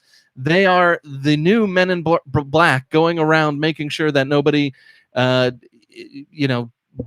jailbreaks their Switch 2 and things like that. So Holy cow. so Doug Bowser was pushed out, but only because his last name was so intimidating. They said he's going to be one of our strong arm ambassadors, just like C. Martini. So, ladies and gentlemen, thank you for Wow. sticking with us through that very, very true Deux View. Well done. Well, Happy that done. that news was broken here first. So if you're up to any illegal Nintendo activity, get ready because the next time your doorbell rings, it could be C. Martin E. and Doug Bowser, America Nintendo president. Thank you, Drew. Appreciate it. My pleasure. All right. Everybody was back. Mhm. Dougie B. That's right, Tony. I'd say we have we had a banger of an episode. Good to have everybody back. You'll be here 10 next out of week, right? 10. I should be. Well, then we'll all be here. Thanks for watching. Thanks for listening. I'm eating a cookie. We'll see you next week. Goodbye, everybody. Goodbye. Goodbye, everybody. Goodbye. After show. Well, I said a couple things we had to talk about. Now I don't remember. I don't remember. Anybody in the Discord remember what I said for after show? If you care, if you don't care, that's fine. Man, there's one that's on the tip of my tongue. Bill Burr says Oh, Bill Burr. What the hell? Right? How? Yeah, I don't know. I don't know, man. There's a couple of people on that list that I'm not surprised, with some of them, but like, yeah, Bill Burr especially like had me kind of surprised. Bill Burr's at the top for me because like he he was known to be against that kind of Right. stuff. How do you speak out about that for Yeah. so long? Yeah, I don't know. That was really weird. So I don't know. That whole thing really bothers me a lot. I mean, I don't know. I don't want to say it shouldn't bother me because it's like, it's a bothersome thing, but I don't know. It's just so gross. That's why Bill Burr bothers me so much, because like he talks so much about billionaires and like all those kind of things, and very much was on the other side of things, and then to go there and do that, I'm like, what were you talking about before? I guess the bag was big enough. They drove a dump truck full of money up to my house. I'm not made of stone. Blood Ocean says Casper has returned to theaters for the 30th anniversary. I saw the original Casper in the theater. I remember seeing it. Wow. I don't know why, because I can't imagine I would be like, let's go see Casper. My sister probably wanted to see it or something, but Yeah, Devin Sawa was in it. I don't remember it being bad. Like, it was fine. Whatever. I've never seen the Casper movies. There are movies, yes. I believe I saw the sequel, but I have vivid memories of the first one, especially something in a kitchen scene. I don't know, but yeah, I don't remember it being bad. It was whatever. It was a hit at the time. How about that Peacemaker season 2? Now that's We can't talk about it. Mom Brain hasn't watched, but Oh. yes. Well, excuse me. And Oh, no, just we so don't you have know, to. no, we're not going to talk. yeah, we don't about have to talk about it. It's just good. so you know for sure, dude. Next week's episode is the finale. Thank you. I knew wanted to that. make I sure. did know that, but I can't blame you for reminding me. Sorry, I was drinking water. Yeah, that episode. That was my favorite episode Perfect of the episode. entire Yep. series. I really, So far. really loved that episode. It had a little bit of everything, kept a good pace. Like I laughed. Cena, like I said, really, he's evolving as an actor. He's Yeah. nowhere near Oscar level, but you can see a marked improvement in Cena. Yeah, definitely. Especially, it's good. and that's got to be tough because, without spoilers, he's doing some emotional acting in this one, and I was like, man, he's channeling something here. I was like, he's putting some emotion out there. Yeah, it's really well done. So I've been happy with this season overall, but yeah, the past couple of episodes I thought were very good. The past two, but this last one was great. I'm enjoying the whole season. I really am. I really like that show.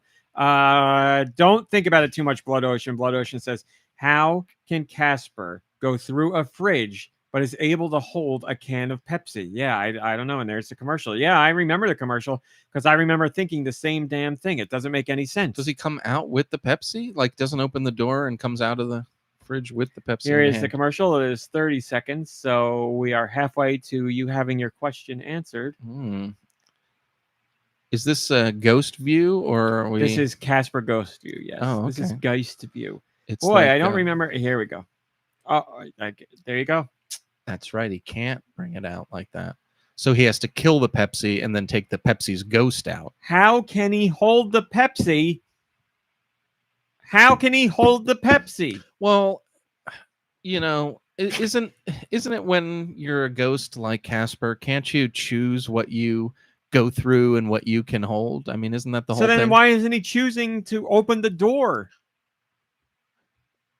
I think he just, when you're a ghost, you get confused about things. So that's what I think.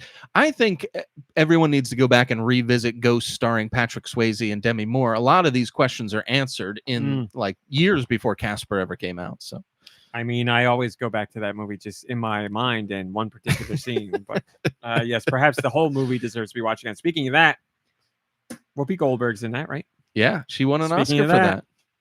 Deservedly. Sister Act, now on Netflix, another of my mom's favorite movies. So I'm realizing I guess she has a thing for Whoopi Goldberg because, was it Jumpin' Jack Flash? And well, then she must love Ghost because that, in my opinion, was her greatest role. I will ask my mom very quickly and see if she responds, and we'll end the podcast on that. But I'm not going to make you guys wait forever. Mom, do you like the movie Ghost? Very important. I love that a conversation about Casper the Ghost led to a discussion about Whoopi Goldberg in Ghost, and is it her greatest role? What other roles has she? I mean, not a movie, but she was great in Star Trek. I will say her character in Star Trek was really great. I never watched, but I've heard good things from Trek fans. Can you call them Trekkies still, or do you just say Star Trek fans? I'd say you can. Sorry, I got another text. It was not from my mom. My mom has. I'm gonna give her 30 seconds. It says deliver. It doesn't say read. So do maybe this week you should go watch the Casper movie. Give us a review in next week's after show. Oh, she played the message. We have an answer coming in. Oda Mae Brown. She says it's okay. Wow, interesting. Wow. All right. She's prone to seeing ghosts and stuff, so she probably and totally unrealistic. That's probably exactly it. She can't remove herself from it. That's it. I'm not being funny about it. Like, I think it's probably part of it because it's like a cheese movie, and she doesn't, as far as I know, doesn't really love seeing ghosts, even though she can't help it. I mean, right? She doesn't dislike it, but it's not like she's like, oh boy, ghosts. Right. Yeah. She's typing something else, so I'm waiting. But